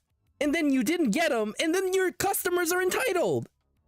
What? It was like, oh, we are, our views determine what you do. So yes. We don't want classics. We're just refuse to watch anything you do for 3 months, and we'll come back when the new games come out in the fall. Well, apparently they voted with their views or lack thereof. Yeah, it's kind of messed up because the way I saw it, this is your business, right? Back then was I thought that I was having a chill gameplay time with my audience. It wasn't. It really wasn't the case, you know. But then things change over time, and today I do feel like things. It's like because right now me and my dad, we work in a shop. It's like if somebody walks in the shop every single day, there's like different people walking in and like, are you selling, for example, umbrellas? And every day I'm like, no, I'm not selling umbrellas. And I go and tell my dad, hey, maybe we should stock up on some umbrellas because people are constantly looking for them. And he's like, no, they're just fucking idiots. They're just entitled. Why would we get umbrellas? Fuck them. They're very different today. It makes no sense. The way that the content that I put out and the way that people react to my content, and that's a good thing. I have way more fun today. I feel like we have way more personal social interactions on the streams. It's more meaningful to play Chrono Trigger in 2023 than it was in 2013 because of the kind of YouTube audience that I now have. It's much smaller, that's for sure. You know, back then, we're talking every video I pumped out got thousands of views. Seriously. Even a playthrough that was slow. Yeah, I believe you. You don't have to convince me. Video. I believe Today, you. I pushed 300 views a video. Yeah. Right? So that's YouTube's fault because they calculate it differently, remember? You know what I'm saying? From like an hour ago? And now somebody getting leaned. Who's getting leaned? Comment frenzy. Wow. Stop right now. I'm just going to say that. Don't repeat what you're saying. Oh, it's this guy again. In the chat, nobody gives a crap. Just stop repeating it. Nobody gives two craps. Thanks. Is the guy who brought up that today on TBS we talked about how he cried about Chrono Trigger but not about 9/11? Do that. I was trying to ignore the guy, but he's now. I was trying to ignore the guy. Yeah, I'm trying to ignore this guy. Okay. So that is it for Chrono Trigger. Oh man, I left it open-ended great because we did not do the optional ending. This guy is awesome. Shout out to Comet Frenzy, the post-game for being a nice little flying monkey. Game in this version, there's post-game, like after you beat the game, there's new stuff that opens. I don't even know what that is because I've never done that before. So if you guys ever wanted to see me go back to Chrono Trigger, I see no evidence of cat being gone. That's right, classic black shirt bug-eyed begging. I don't see any evidence either. I don't see any evidence that she's there, but I'm not convinced she's gone. When things calm down from this busy gaming season, because it's a very busy gaming season right now, we got to focus on all the new games we're playing. But maybe come slower times, if you guys wanted me to go back and see what this option. Oh, that was a stealth burp. We didn't even hear it. To go through New Game Plus and see the optional endings, we could maybe do that, and I'd be willing to do that if you guys want to see it. Let me know. In the meantime, I will let this stay on my mini PC, and we'll keep it there as an option in the future. All right? Okay. So you guys want to say, well, what's next for the mini PC? Yeah. That was a cool month and a half. You know, you had this mini PC over the summer, donated by and we got a stealthy picking in the ear and wiping it off in the jammies. I hope you guys saw that, because I'm not rewinding it. It seems to be working out well. You know, what's your next? It was very stealthy. Right now, I really don't have one. I can tell you one thing I absolutely want to do with the mini PC is I want to set it up with Fightcade, and I want to play classic fighting games. I want to play games such as X-Men vs. Street Fighter. Wasn't that full of cheaters and it sucks? Street Fighter 3 Third Strike. I guess it's good now. Maybe Capcom vs. SNK 2, and definitely Super Street Fighter 2 Turbo. Like, those games, I'm all over. Obviously. He's going to be number one in that game. All right. Because he was. We need back when he was number 4. Right now, it's busy. We're going to have this busy gaming season. People are going to want to see more of the more recent fighting games like Street Fighter 6, Mortal Kombat. It's not going to be about retro stuff. What will happen is eventually things will slow down. People want to see more retro stuff. I'd be down for that. I totally would be. If that's something that you would want to see in the future, all right. I'd be down for that, all right? So let's see how things go. Someone just said in the chat, what about Team Fortress 2? I love Team Fortress 2. I haven't played it in ages. I used to play the hell out of it. I love the game. I don't know how viable that would be. Maybe do a one-off stream of it or something like that. He has to play with a mouse and keyboard because it's on PC. Team Fortress 2 at like mid settings. So how is he gonna do that? At one point in the future, okay, something like that. But yeah, let's see. For now, I would say the mini PC is likely going to get a rest. I don't really see us using it for anything in the next couple of months. Yeah, because that AMD CPU, man, those are built to overheat. You don't want to stress it out too much. I will say this too. One thing that's really cool about it. Every year when I do my Halloween marathon and my Christmas marathon, people are like, will you play games on PC? And every year I'm like, you know, my PC can't really handle it. Now I have a PC that likely The founder of Dent Inc. berates his employees to pay him more money to keep the company in business for the sake of it. Yeah, but the thing is that it works. It works. That's the most fascinating business, is that it works. Handle like up to I love DSP Incorporated. Dent Incorporated. I'm sorry, haunting GU. Mess around with during those marathons. I can do it now. I can just turn that sucker on and we can do it over there. I have more freedom, which is excellent. Freedom is much better than being limited in what you can do, and I'm not just exclusively limited to consoles anymore. So that's a really cool thing, right? Well, I guess it doesn't work all that well when he's crying about YouTube changing the ways they calculate views, which is absolutely I can't wait to insane. PC for more stuff in the future. Right now, probably not. How long did it take him for us to get here? Is this 40 minutes? 40 minutes of what started out as complaining about views, then we had the weatherman segment, and then we had recaps of yesterday. Yesterday! It's not even the whole week. One day! 40 minutes! Excellent. All right. So that was yesterday. Ladies and gentlemen, before we get to our discussions about the future, I just want to say thank you so very much for all of your support. Remember, I am an independent and now it's the big. I don't have any sponsorships. I don't have any partnerships. I don't have any paid product placements or paid promotions. Yeah, you should, so you can stop begging finally. Ads that I run in my content here on purpose. Very limited ads. Because I want to give you honest content. And I feel that too many content creators in the modern day have become more about, oh, we have to pay the bills and make ends meet. And everything is a paid promotion, sponsored by this. Listen to this shilling. I'm not about that. I never have been. In 15 years, I've never shilled for you. Oh, no, that's just blatantly wrong. The reason that's just bullshit, because Brand Dude, shout out to Brand Dude, he put out a very good video about shilling. And he did shill a lot. Loot crate, bean bags, energy drinks, all that bullshit. Some of that shit, he wasn't even paid to shill. He was just shilling it. I've been able to continue to be successful is because of your crowdfunding support these 15 years. How can you say such an absolute thing? If it wasn't for you, I would have to do what everyone else does, and the content would definitely change. For the worse, in my opinion. So I want to say to you. And of course, not to mention the fact that he doesn't even get those opportunities. He doesn't even get the ability to shill. Thank you sincerely to those who support my content. I know that my viewership is much less than it used to be. I make curated content for this specific audience, and they appreciate it enough that they support me in my efforts to continue. Let's talk about how you can do that. If you like the content here, number one, drop a like. Engage with it. Whether that would be liking the stream or liking the video you're watching. If you think it's a good video, please like it. Those likes add up and help this channel to get prominence in the YouTube search algorithm.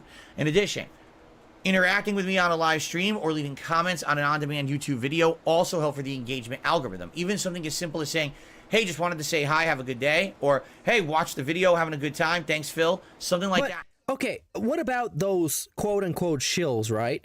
Don't they shill so they don't have to sit there and beg you and guilt trip you and make you feel bad so they can pay their bills? Doesn't it work both ways? I think it does. Helps a ton. Because when there's an ad, you can see it's hashtag ad, which means the guy is not being objective about the thing that he's promoting because he's being paid to promote it in a positive light. There you go. So he doesn't sit there and tell you all this bullshit and make you feel bad. It really does. And so many people don't do it. They just take it for granted. They don't realize how much help that actually is. You know what I'm saying? Well, liking the video? Really? They take liking the video for granted? So please consider doing that if you like the content. Now, if you want to go above and beyond. His opinion on good content is worthless considering the state of his channel. Well, there we go, yeah. And that the content he makes that is apparently good is not successful, therefore it's not good. Here's other ways you can support. And I don't think all the successful content is good, but a lot of it is. A super chat or a super sticker during a live stream or a super thanks on an on-demand video that's eligible. Those are ways you can contribute via YouTube system. And in a chat, you'll get highlighted messages. On a video, you get a highlighted comment. What else do you get? Actually, go out of my way. What do you not get? On the stream, or he's gonna go out of his way to shout out the contributions. He's doing you a favor of giving you a shout out for you giving him money. He's doing you a favor for addressing you.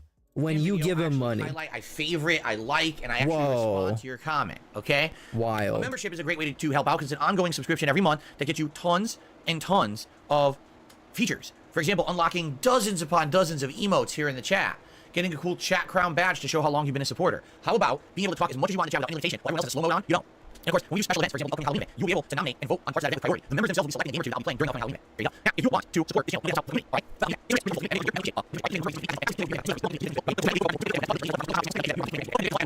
Wow, we're going so fast, you guys. We're going so fast, it started glitching out. Like the content. My goals for this week, goal number 1, 650 members by the end and we got to the goal segment. What I mean by that that's is great. We hit the goal, but then we lose a bunch of members over the week. I want to hit 650 and hold by the end of the week. Number 2, I want to hit 1 tips goal a day. I have 2 streams a day, 2 times to hit a tips goal. If I can hit 1 tips goal a day, that would make me feel good. All right, that would help a lot. So,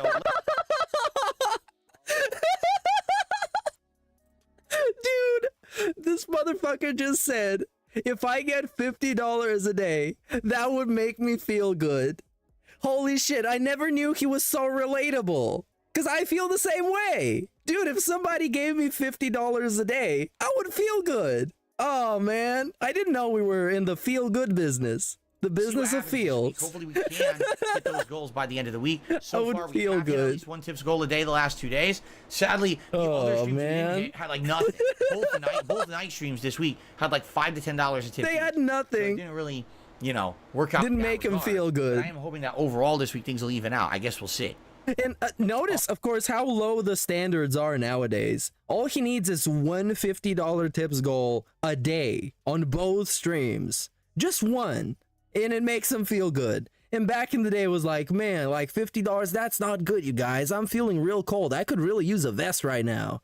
Oh, man, my balding hair is getting real cold. I could use a hat right now. So let's see what happens today. Hopefully we can hit some of these goals. Okay? I can barely see the screen. I really need some glasses. Today it is DSP versus the Internet, my weekly React show. Oh, we love it. As soon as this podcast is done, you're going to see a big pop-up on your screen that's going to say... That says you're going to be redirected to the Decepticon stream where me, the Decepticon, and Tractor Goose are going to be doing the React. Hey, everyone. So that's what it's going to say.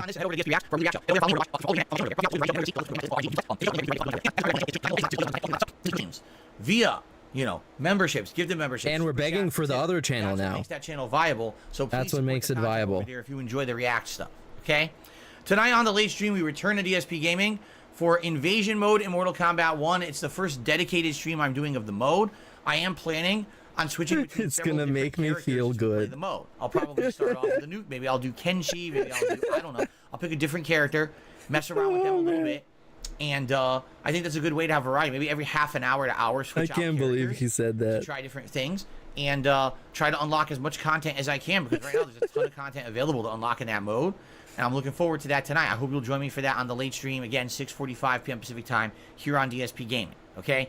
Tomorrow, we return to Starfield for the first time in ages. We're going to have a daytime Starfield stream. Last time around, we had gone through the vast majority of the Freestar Collective campaign. Oh, this gets mega skipped. It gets the sped up because that's funny to watch. Him just tweaking out and just shaking his head is always funny. And drinking in fast motion, insanely funny. But when I put it over like 15 times the speed, it starts glitching out. Because not even YouTube has the technology to make it happen. Because there's just too much motion. There's just too much going on. Are we live? Oh, yes, we are. All in the beta. It was very laggy. And the gameplay elements just don't seem too sound to me competitively. For a mess around game, it seems fun. When you're trying to play this game seriously, and every character has an insane 50% juggle or more, when the cameos are dominant, it's like, what is this game? Yep, Mortal Kombat. To be a competitive fighter. Much like I said, we're back to that like they're catering more to the 2000s crowd of Mortal Kombat when it wasn't a competitive fighter. It was more about the flashiness and the gore. It seems like that's what they're going for here. That doesn't make it a good game, though. So I guess we'll see when I get to the online play later this week. But, it might be the make or break determination week of what I want to exactly do at MK1. At this point, I'm starting to think that he has some line of credit that he got somehow either through him, maybe through Cat, I don't know, but he got some credit going on that he's not telling anybody about. Because like being DSP and having your goal being hitting $150 goal a day seems like too low. Unreasonably low for Darkside Phil. So, all right. So guys, that's the schedule for the week. That's what I got. Ladies and gentlemen, it's time for I guess we'll just see eventually. Part of the show, because it's the kind of part of the show that I say it is your favorite segment. It also just happens to be my favorite segment. Ladies and gentlemen, it's everyone's favorite segment. Today, it is time for us to celebrate DSP news together. And today, celebrate DSP news, because today is the actual official 10-year anniversary of Grand Theft Auto 5. It was 10 years ago today that the game was released on the Xbox 360 and the PlayStation 3. And then in just a couple months, it was dumped onto the PS4. Right? Yeah, it was a wild time back then. You still had to go to stores in order to get physical copies of games for midnight release. There was no digital release.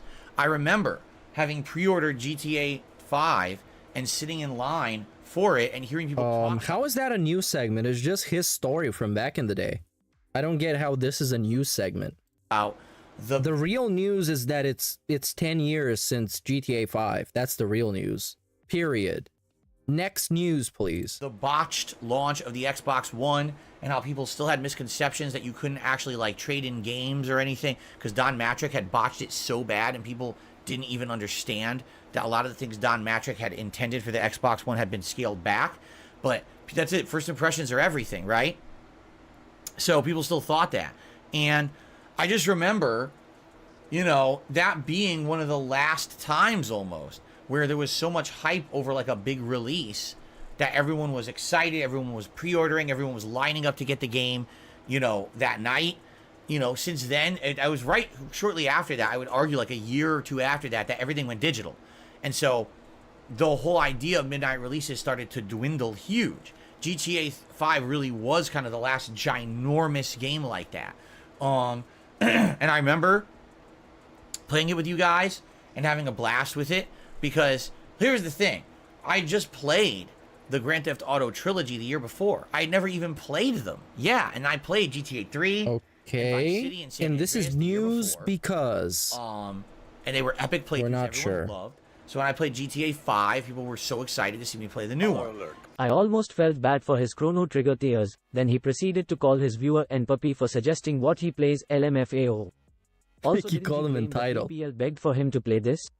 Well, I guess they asked him to play it. I didn't see anybody begging for this to happen since they didn't support it. But yeah, I also didn't see him call him entitled. Admittedly, I don't think the new one lived up to the hype. I need to go check that out. I thought that it was a fine game and I enjoyed it. I thought that man, some of these people in chat, they're like, I mean, entitled. A lot of people were underwhelmed and thought that it should have been much better. I liked the fact that you could swap between the three protagonists, and it always felt like they all had their own lives going on because they were always in the middle of doing something else. Yeah, Cat really likes swapping between the three protagonists too. The whole idea was just kind of a cop-out, and that the characters weren't strong enough. They weren't strong enough in Grand Theft Auto? It was definitely a mixed bag reaction. Strong like what? Sure. I think I liked it more than most people. I remember by the time that I had finished it, the hype for it was already dead. Like, I remember the first few streams I did of it, people were insanely excited. I mean, those are back when I used to have thousands of viewers. Seriously, I remember I probably had 2,000 viewers for the premiere of GTA 5 back in the day. That's how popular I was. Yeah, I mean, I trust you. At some point, you were not washed up. I trust you, dude. And people were all over it. But then, you know, the hype for the game died out over a couple of weeks as I was playing it. People didn't really care about it as much anymore. But it was a unique time, you know? And the thing is, if I hadn't just played GTA 5 as an anniversary run over the summer, I'd probably have a lot more to say. But I literally just replayed the game. I gave you my full thoughts on the game after 10 years. So if you want to hear that, head over to my GTA 5 anniversary run playthrough. And you're going to get a lot more information about my thoughts because I already have literally just done that. All right. Now that I've played it again 10 years later, I still think it's a great game. Certainly it does have some shortcomings, but at the same time, I do think it has a unique charm to it, and I kind of get why some people still like it as much. What's funny is, I think a lot of people didn't like it as much at launch. Then they got GTA Online, they got hooked on GTA Online, and then later they played the campaign and fell in love with the campaign after the fact, which is also a fine thing to do. But it was funny because when it came out, remember, there was no GTA Online.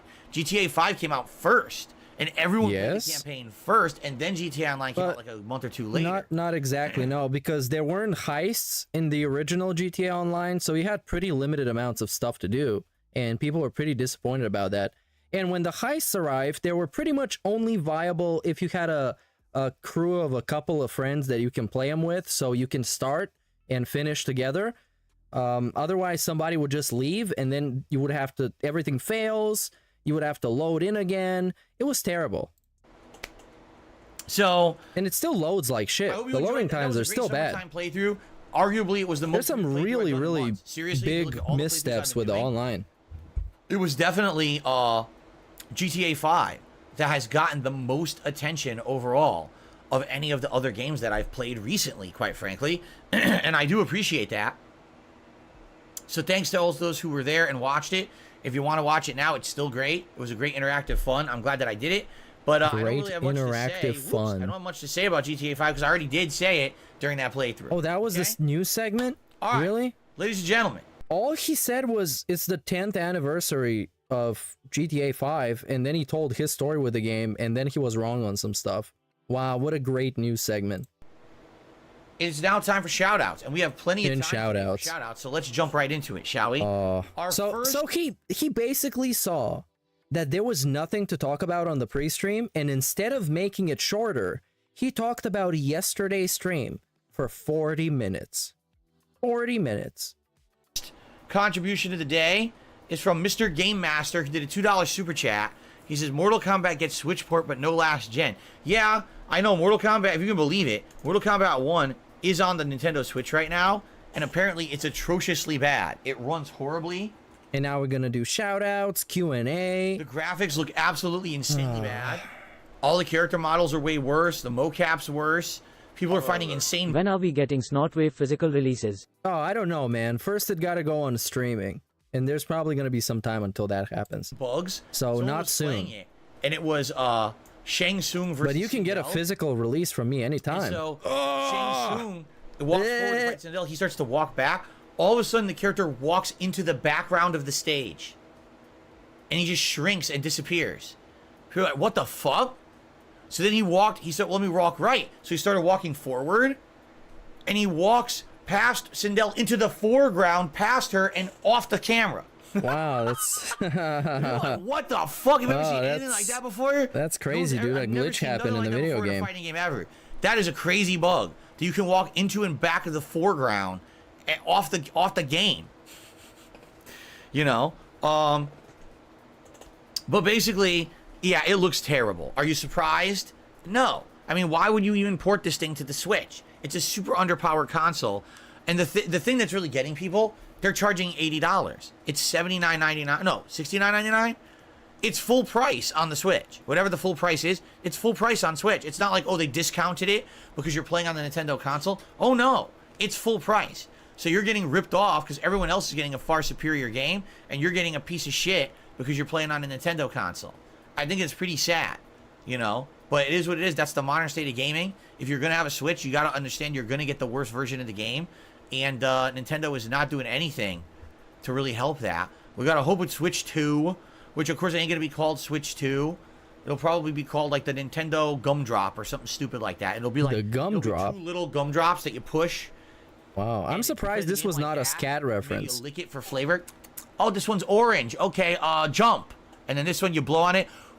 Okay, this now is just stupid. Knowing Nintendo, that'll be the next one. The stupidest thing ever. But anyway, you know that it'll probably have some unique thing no one cares about, and then it'll run like shit. But it is what it is. I hope that you guys are enjoying Mortal Kombat on the Switch. I certainly would not. Yeah, I also thought it was going to be like the turd machine. All right. And you're like, oh my god, oh, it's a turd. Oh, it's a turd. Do some shout outs today. We start off today But that's with just a how conditioned we are to just overnight tip. This one came in overnight. to expect scat. Harry Butthole. Oh Thank you man, very much for a $20 tip, Harry Butthole. an overnight tip. Let's get that on the leaderboard. This is the only guy that gets shit like this happen to him. I can't believe this, man. Harry Butthole. There you go. All right.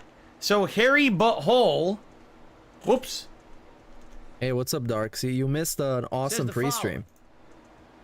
But it's not over yet, so you technically didn't miss it. But you missed the awesome part of your where Chrono nothing Trigger happened playthrough. I am loving it for so like far. an hour and a half. I really enjoyed your original 2013 playthrough. No, as it's just well. been an hour. Chrono Trigger is still some of the most beautiful art in a video game ever. I completely agree.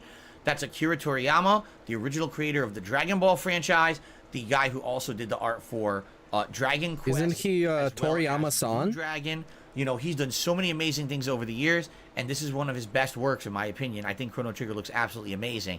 I'm really glad you're enjoying it. If you're only on part 8, you got like 20 more hours to go. So you're really going to enjoy it. It gets much better in the later parts, and I'm sure if you already watched my playthrough, you know the plot. But what a meaningful playthrough for me, again, to enjoy that as an interactive experience for the first time. I've never been able to interact with an audience when I played it. When I played it 10 years ago, it was just for me. This time it was for everyone, and I really enjoyed that. Thank you very much, Harry Butthole, for enjoying Chrono Trigger and supporting it. Thank you so much. Okay, continuing on. I received a $3.16 tip from Lady Charisma. Alrighty, thank you very much, Lady Charisma. Let's see what Lady Charisma has to say. And again, we opening the cash register. We're putting the bills inside. Once again, I decided to try something Okay, here's your this week. change. I hope it doesn't get claimed. I've been trying to mix it up with my submissions, doing my part to not let things get stale. Lady Charisma is such a pick-me. Yes, not doing the same thing every week is definitely appreciated. At this point, I don't think we even sending a tip to basically.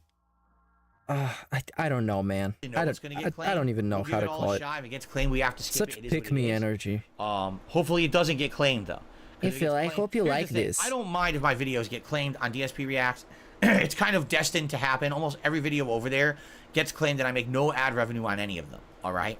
But the problem is, if the stream gets claimed, it gets shut down.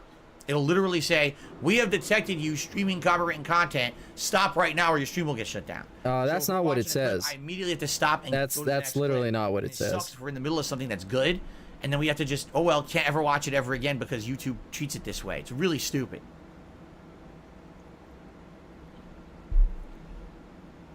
But anyway, I am looking forward to the show today, and thank you, Lady Charisma, for that. Hello, Juan. How are you today? Hello. Okay, I received a $3.50 tip from Spawn Killer. Thank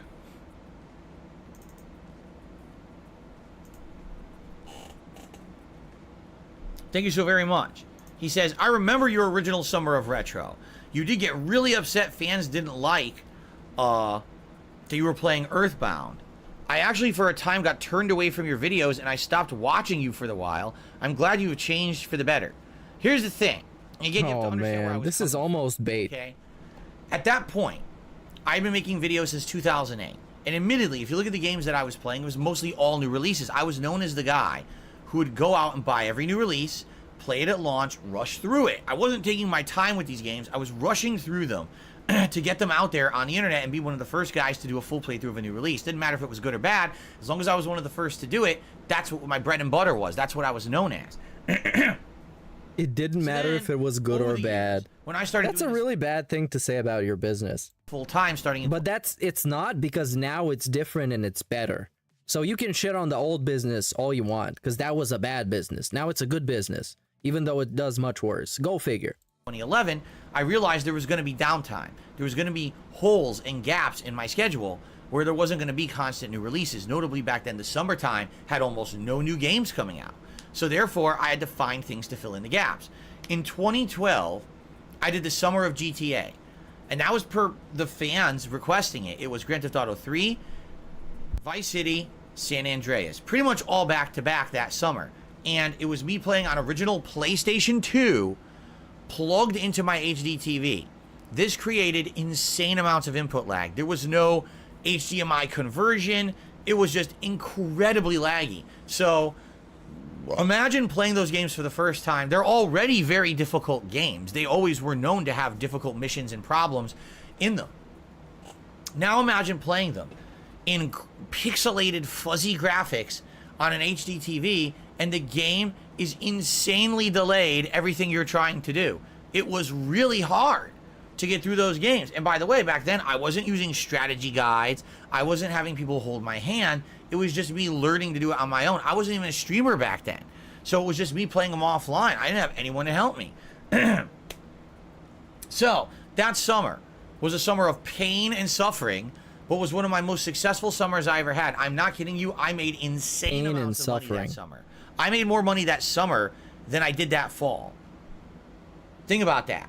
Then in the fall with all the new gaming releases, I made more money during the summer playing classic GTA than I did during the fall. That was pretty wild.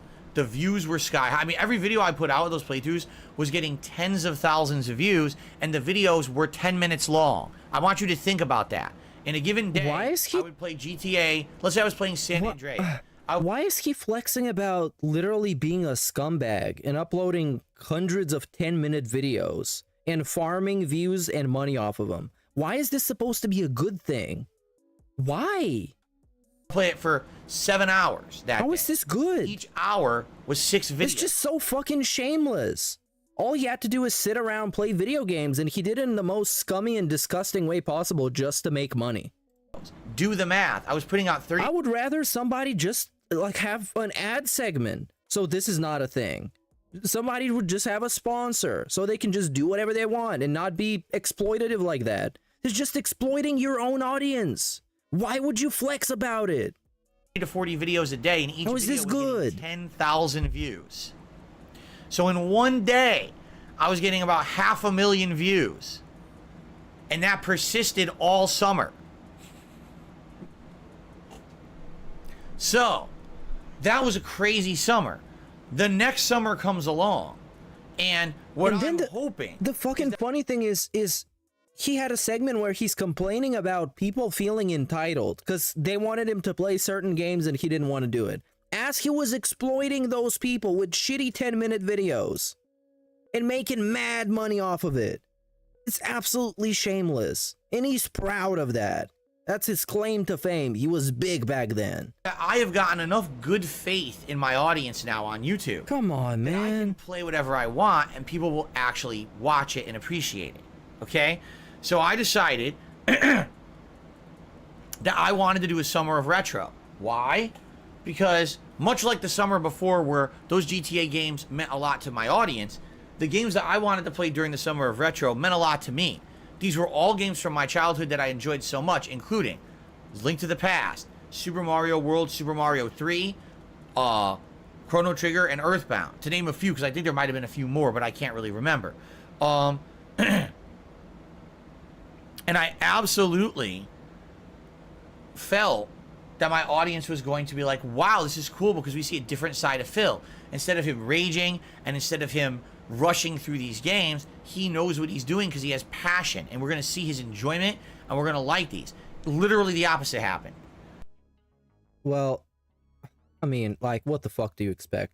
Imagine you're going... He literally explained the problem was that he was just exploiting them, and they weren't watching him because they wanted to watch him. They were watching him because he was oversaturating YouTube with bullshit. And then it's like he gave himself the idea that he could just do whatever he wants at that point. And he thought himself to be like the king of gaming. And then it didn't work out. Into something with a positive expectation that your audience will appreciate what you do, and instead you get nothing but criticism and negativity tossed your way. I saw record low views, tons of thumbs down on the videos. That's also what gets me. They thumbed down the videos. Okay. I want you to think about that. Just because I wasn't playing a new hot game or a GTA or a gory game or a fighting game, because I chose classics, people were coming in droves and thumbing down the videos for playing classics. That killed me because that hurts my channel's algorithm. You know what I mean? Really? That actually hurts the momentum of my channel. Does that mean that the troll's thumbing down all of his videos so he can have more thumbs down than thumbs up is hurting him now? I guess we should keep going, you guys. That really hurt. And it did hurt my feelings, admittedly. I remember. I was very upset. Because here I am thinking thumbs down, that people are going to appreciate the fact motherfucker. that I'm doing something outside the box. It's a very nice DSP quote. I want to share my passion for games with my audience. And quite frankly, my mainstream audience didn't appreciate it. I'm absolutely sure there were people who did, of my core audience, but the people who were the mainstream YouTube viewers just didn't get it. And they started leaving really negative comments on the video. Oh, what you're a dinosaur. You're so off base. Yes. You have no idea what modern viewers and gamers like and want. Why would you do this? It's the worst summer you ever chose. Super ironic, because that's exactly what people are telling him today as well. So it almost seems like he's been like this forever. And the only time he was successful was when he could exploit YouTube and make money off of it. And now he can't. So he's not successful. I mean, you gotta understand, even people like My the feeling Airy dollar. Lord, who was one of my biggest fans, my was coming out and feelings saying, "Oh, I don't really dollar like sign. This is boring." Sound good. I was like, you're kidding me, you know? So it really hurt. And I remember getting very upset and kind of arguing with the audience. Now, see, that's the difference. Today, if we have a disagreement, we'll talk it out. I want to understand your perspective. Really? And we come to an arrangement of understanding, even if we agree to disagree. Is that why he only approves the positive comments on all his videos? Is that why? Because we have meaningful discussions? Really? Today. 10 years ago, I was a different dude. It kind of makes me feel that he thinks he's having meaningful discussions when he has all the power in the power dynamic. And when you're in his chat, and when you can't really talk back to him because he's going to ban you and accuse you of being a troll. And then he can go on a 5-minute rant about how you're a fucking idiot and then call you slurs. 10 years ago, it was like, how dare you not agree with me that these games are great classics? How dare you not like these playthroughs and thumb down my videos? I got actually like legit upset and heated over this with my audience. You know what I'm saying? And I think just right now he banned the Comet Frenzy guy. Because he was saying, DSP Gaming, sorry for before. I didn't mean to make you mad, Daddy. Just trying to give you a heads up so you can get in front of the nonsense. Hope we're cool. It was just trying to give him a heads up. Or maybe some head. He was cupping those balls, too. He was gobbling up that glizzy. Exactly. Canadian Kirk said, exactly. My way or the highway. Exactly right. Exactly. That was my mentality back then. Listen, if you don't like my content, you don't have to watch it. Get the fuck out of here. Instead of saying, hey, okay, let's talk a little bit about why you're not liking what I'm doing. Maybe we can adjust on the fly. Maybe we can do, you know, I didn't do any of that back then. I literally did not take feedback. It was, I'm going to do what I want, and you deal with it. And now he does the extreme opposite because he thinks that whatever his chat says is going to get him more money, and then it doesn't, and then it's chat's fault completely. That's also a very good way to run your business. One extreme to the other. Fantastic Mr. Phil right here. And so, yeah, that's really why I feel that summer failed as bad as it was. And I think that's why a lot of people got upset, because they started looking at me as a guy who's like, listen, this guy just doesn't listen to feedback. He's not growing. He's just staying like this big kind of like pig-headed dude. And we don't want to be a part of that. We'd rather have someone who wants to talk and hang out and interact. And you know what I mean? And I get that. It's different today, for sure, than it was back then. Today, absolutely, I'm very yes. open to very open to your constructive suggestions. And listen, there's still very assholes open out there who come and they insult and all that. But I'm talking about people. He is so open that he only approves the positive comments under his videos. He's super open. Come here with constructive. All his videos are just dick eating and people writing comments for engagement. That's all it is. Suggestions for improvement. I listen to that. Awesome. And I understand that I am not some infallible dude. In fact, I'm a very fallible guy. He's a very fallible guy. I'm very flawed, and I do my best to improve myself based on feedback. I try to make. He is very flawed. Okay, guys, now I'm very flawed. Okay. For you guys now, and I hope that you like that. That's what I said. Playing Chrono Trigger 10 years ago versus today. This is basically the most truthful thing he said in the last like hour and a half, maybe in the last like 10 years. Fuck if I know. Was completely different. I feel like they're two completely different. That was just bars, right? Same game, but what a different mentality, what a different style, what a different person I am now, and I'm happy for that. I really am. Sure. I don't know, man. If you're saying this every single day to try and convince yourself, I don't think you're accomplishing that. So maybe seek other methods of coping, because this obviously is not working if you got to repeat it to yourself every single day.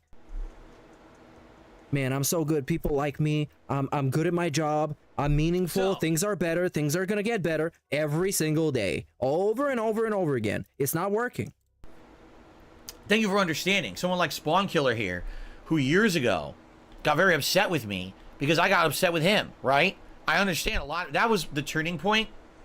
You got to remember, it was around late 2011, 2012, and then 2013 were the years where this is how you don't play. Yeah, we need to up his scopium dosage.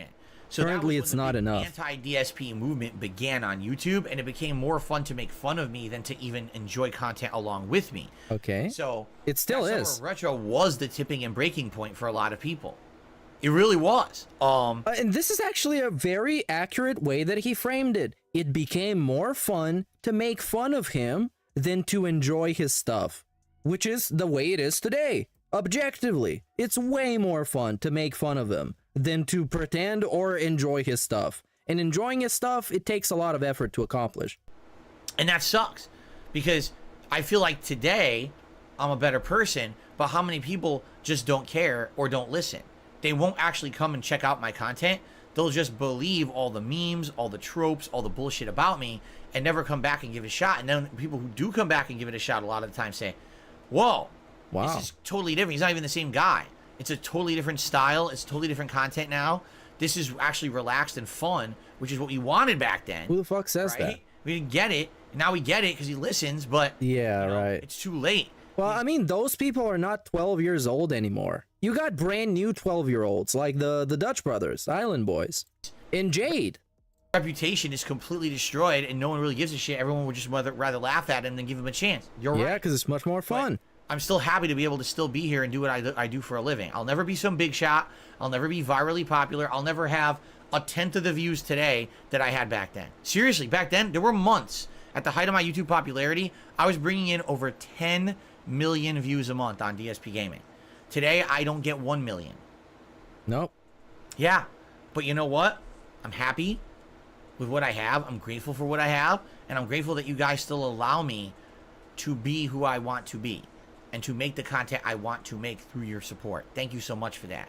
To Spawn Killer, I want You're to welcome, Phil. I apologize to you if you took offense at anything I did 10 years ago. I wish I could send you a tip, but man, I don't know the tips link. Offensive. Again, my shit didn't stink, right? That's how I acted.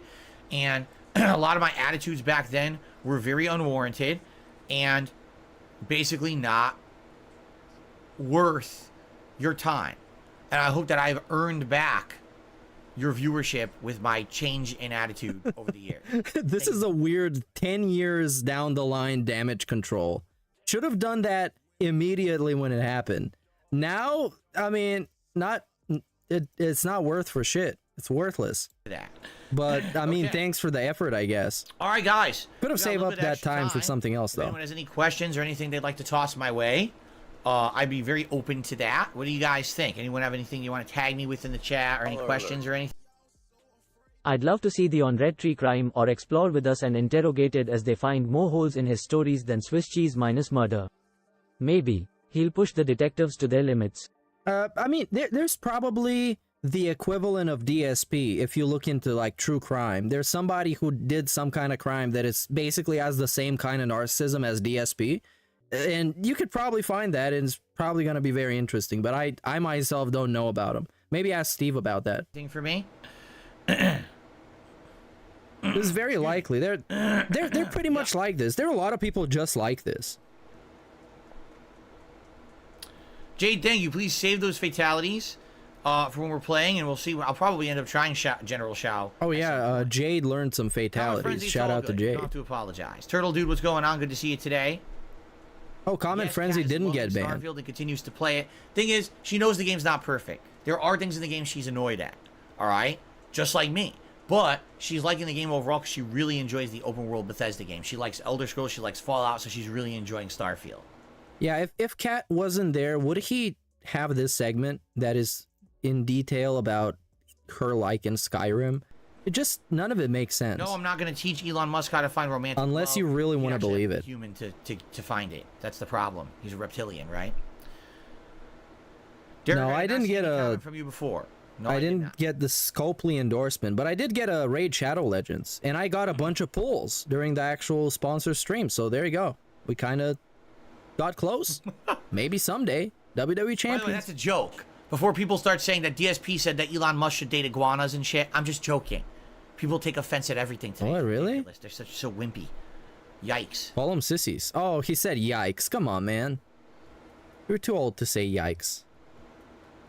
You should say slurs instead. Jasper's in the chat. A bunch of Jasper emotes. Very nice. I have never been to a vacation house. No, I have not. I must confess, the whole concept of a vacation house is foreign to me because I will never have money for a vacation home, or nor will I have friends who are rich enough to go to their vacation home. So I don't even really understand the concept.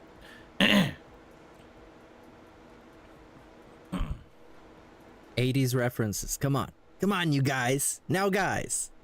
Your assignment today is thus. Make a bunch of 80s references and ask them about 80s things from the 80s. Remember the 80s? Yes, 80s were good. Email me the link to the Ghostbusters. Tier Maker. You should do that. Absolutely. I'd like to take a look at it. I can give you some feedback and let you know what I think. Yep, Derek is making the tier maker. Confirmed. I've never been camping. No, I have not. I've been fishing, but never camping. Have you been camping in the 80s? Have you been fishing in the 80s? Have you been in the 80s?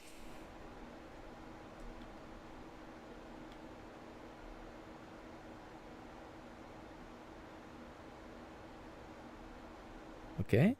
It's very nice ambient noise to sleep to and relax and pay your bills to. You can play this in the background. Brunel? Thoughts on the upcoming videos? I don't know what you mean. You mean I don't know either. React videos? I basically, when I make the playlist for the React show, here's what I do. First of all, I gotta click on every video and make sure it's not flagged for adults and not flagged for kids. Either one I cannot watch, okay? Then once I've passed that screening, I initially will read the title of the video and essentially click play and make sure that the video works and it's not something incredibly offensive right off the bat. But at most, it's a couple seconds. Then I pause it, and if it looks like it cleared my criteria, I add it to playlist and I move on. I don't screen the videos. I don't watch because what's the point of screening the videos if I'm going to watch them on the show? Well, there's no point of screening the videos when somebody pays you to watch them. That's kind of the hook. That's the catch. You know? It's hard because they paid to do that, and then you're denying it to them, and it makes you look like an asshole. And if you skip through the video, it makes you look like an asshole. And if you skip the video entirely because you just don't want to react to it, it makes you look like an asshole. So his whole gimmick and his whole business practice and his whole business strategy for the React channel is to make him look like an asshole regardless, because he's stupid and he can't figure out anything better. What I mean? So...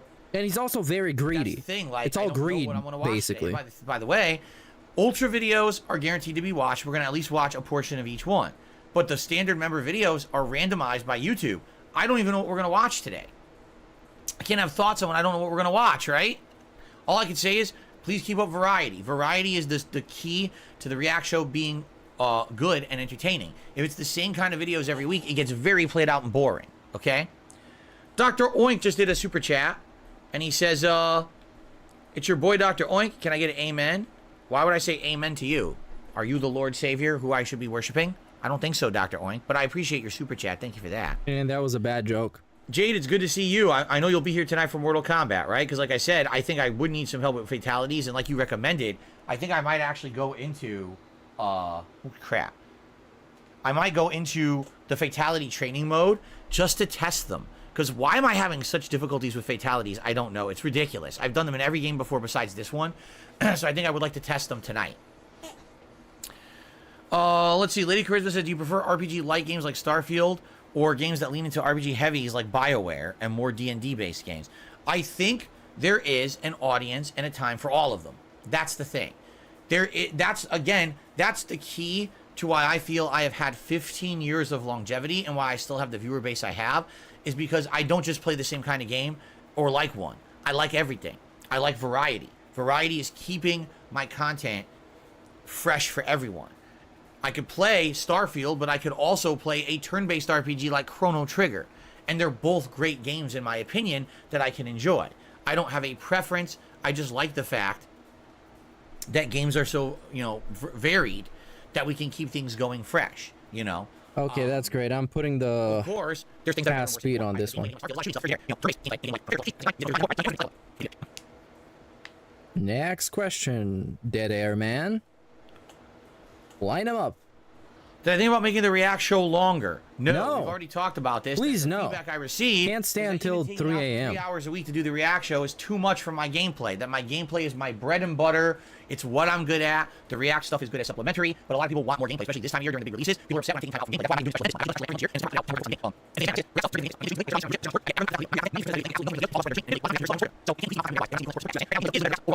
editions. This shit is crazy. React stream.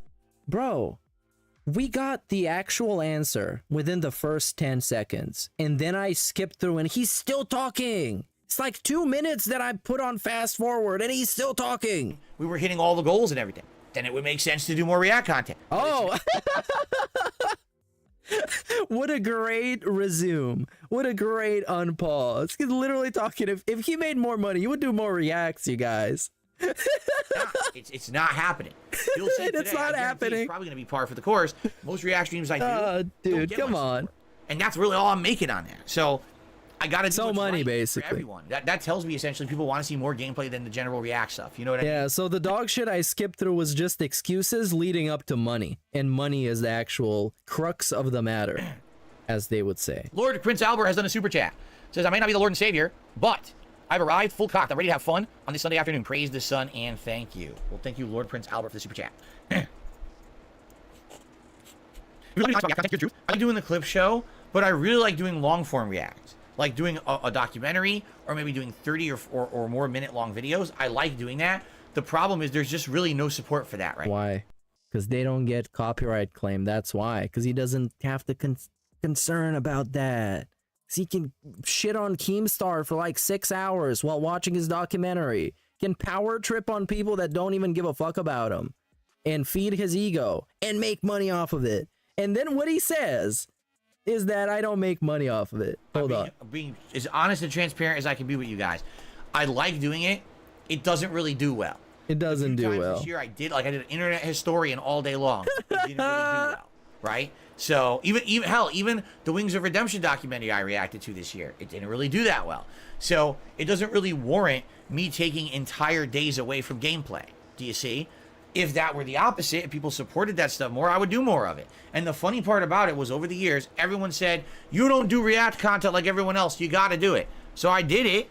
And well, it's not like everyone else because yours is just bad. It's just objectively bad. He's just objectively bad at reacting. Initially last year. And reacting. He talks like a damn AI paraphrasing. He does everything like an AI, but like an early generation AI that's still learning. That's why he's a very flawed person, as he said. Because he still needs to learn more. Hopefully, when he's in his 80s, he's going to learn things that he could have learned in his 20s. When I did some of the biggest dramatic things. He's like that, you know? He's a fallible human. The rabbit hole video. Or me reacting to the John and Howard video. Or me reacting to the initial Wings of Redemption documentary. That stuff got attention. But much like everything, what ended up happening was the gimmick of me reacting to stuff stopped being fresh and new. Because now Darkside Phil does it every week. So because of that, it doesn't retain the viewership or the support. Is he admitting that it was the gimmick that actually carried it and not the quality of the reactions? Or if it's all based on gimmick, eventually the gimmick is going to wear out. Anymore. And so just like that, you know, kind of falls into line of normal viewership. But if he was actually good at doing it, it would still be interesting, fresh, and it would get attention. So he's kind of in a roundabout way, without even knowing so, admitting that he's just not very good at doing it. And it was all a gimmick, and it was worn out, so the support stopped. And that's what I mean. You know? So, here, you want to know what's going to do well? I'll tell you right now. Next year, all right, June the King is doing a full documentary on me. I don't know if you guys knew this or not. Oh my God, next year? Documentary. Yeah, we know. Essentially, from what he's saying, it's going to be his longest work ever. Because he's not just going to cover my origins. It's going to be his magnum opus.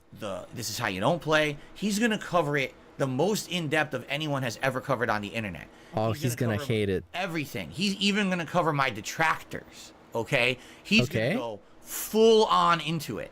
He's going to talk about the SOK and some other spurgs that embarrassed themselves on the internet, and everybody is making fun of them even today. So I'm looking forward to it. The thing is, every time that he prepares... Who knows? Maybe by next year, I would be one of those spurgs. Who fucking knows? I might get a segment. Oh, that would be great. To start work on it, something else happens. Like he was planning on doing it earlier this year, and then I just need to drink some more, you guys. And then the fucking Keemstar bullshit and the Lol Cow podcast bullshit happened, and it just kept going over and over. You know what I'm saying? So for him, he's never been able. Hasn't even sat down yet to begin work because the project just keeps getting more elaborate. Okay, so I'm gonna tell you right now, probably one of the biggest react things I'm ever gonna do. All right, is when I react to his documentary about me. Because this documentary is probably going to be hours upon hours long. Do you know how much ground there is to cover? I'm a 15-year YouTuber now. And you can even separate it into eras. The early years of immature Darkside Phil and how I became the immature DSP. Then how my audience turned on me with this is how you don't play movement. The then movement. Middle years were kind of dark. There were people walking the streets carrying signs. Darkside Phil stuff where I was kind of burnt out and the like movement. what I was doing and I was depressed. They were looting. And then there's kind of the Renaissance movement of me becoming a full-time live streamer. What? The Renaissance movement? Really? The Renaissance. My haters changed, and now instead of doing about my content, now they try to delve into my personal life and fucked up things in that regard. I mean, you're talking. There is so much ground to cover. All right. The Darkside Phil Renaissance. And I will say this. I will absolutely say this up front. All right.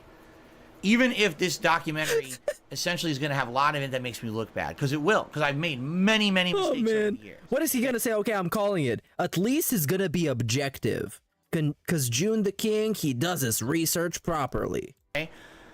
I'm hoping this will be the fairest shake I ever got, because June the King has outright told me he does not want to take input from anyone. He doesn't want to take any input from my haters, and he doesn't want to take any input from me. He wants to do all the research himself. Actually good. Actually fucking good. Props to Mr. the King for doing that. Sir the King. He is a sir now. Because if this shit goes sideways, he only got himself to blame. And when inevitably DSP hates his guts because he was a biased detractor the whole time, there's no excuses. Because remember? When Craig did the interview and it was all a trap the whole time, that's because he talked to detractors behind the scenes and they told him what questions to ask to catch him, to get the gotcha moment. Right? So I'm hoping June does his research and it doesn't take a genius or somebody from Mensa to come down to the conclusion that this dude is a piece of garbage. That is admirable. He's not going to do what the side scrollers did, where he's gonna fucking go and just talk to my haters and get all the bullshit and believe it all.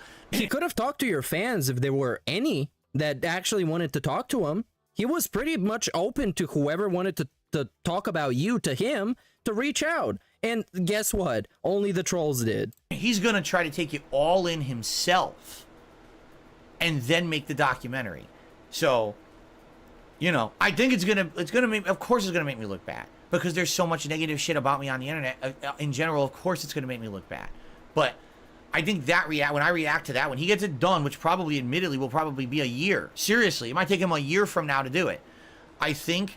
You know, if this is the case, if he's not taking any input, I'm 100% on board. I think that's fair enough. And I hope he does a good job. For the sake of everybody. That's going to be pretty crazy for me to react to. And him included. I mean, June can get a really good reception on the video if he actually does a good job, and I hope he does, even if it makes some of the detractors look bad, because there have been a lot of spurgs in the detractors.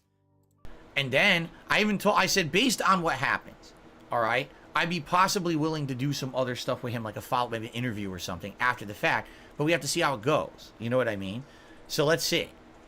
But I feel like he's going to give me a fair shake. But like people are saying, well, your react stuff's gotten stale. It's because look what I'm reacting to. We're doing a weekly clip show. And honestly, I've been trying to avoid drama shit. People got tired of me reacting to documentaries that were all drama and nonsense, right? So I really feel like when I finally react to his documentary, that's going to be like the biggest thing I've ever did react-wise. I feel like we're going to have people watching like crazy. You know, the day comes out, everyone's going to watch it, and then I'm going to react to it probably that week, you know, that it comes out, and go from there. So anyway, I got a tip here. That's a great transition. And we gotta end the show soon. Oh yeah, we're going overtime. Hold on. Might even get the Decepticon in my DMs. Oh yeah, I do. Too. I saw all Okay, your yeah, options out. it's almost time go. I always stick with you. Thank you, Spawn Killer. That's very nice. Solo pair. So look at another one. This one went to Cleo. Congratulations, Cleo. Yeah, congratulations. Push it over there. And then I'm going to end the show, the React show, in about 15-20 minutes. And that's it. Yeah, I gotta go over to the other stream. Make sure you're there. Otherwise, I will hunt you down. And they're already live. They're waiting for me. I just gotta get ready. Make myself a drink. Because I gotta represent all those in denial alcoholics on the show, obviously. Because nobody else is drinking there today. Because it's a fucking Sunday. And they're a bunch of fucking sissies. So, yeah. You're going to go there now. I'm going to stop streaming and broadcast, click some buttons, and you're going to be forwarded there immediately, so you don't have to worry about actually finding the link. Sound good? Well, I guess it should. Okay? This is the video on your screen, starting soon. I am going. You are here. Now you're going to be there. And that sounds very good to me. Thanks, everybody, for showing up yet again for another whatever the fuck this is. Thanks everybody who sent any kind of contribution. Thanks for chat as well for being there and being the voice of the chat and saying the things that you guys usually say. Nobody got banned because this is a positive place for positive interactions. And see you around. I'm out of things to say. So now I will play a soundboard like Sam does because I'm stealing his gimmick. And I'm going to end this thing. What soundboard thing should I play? Talk about my wife, please. Please. Please. Please. Watch us react, please. Please.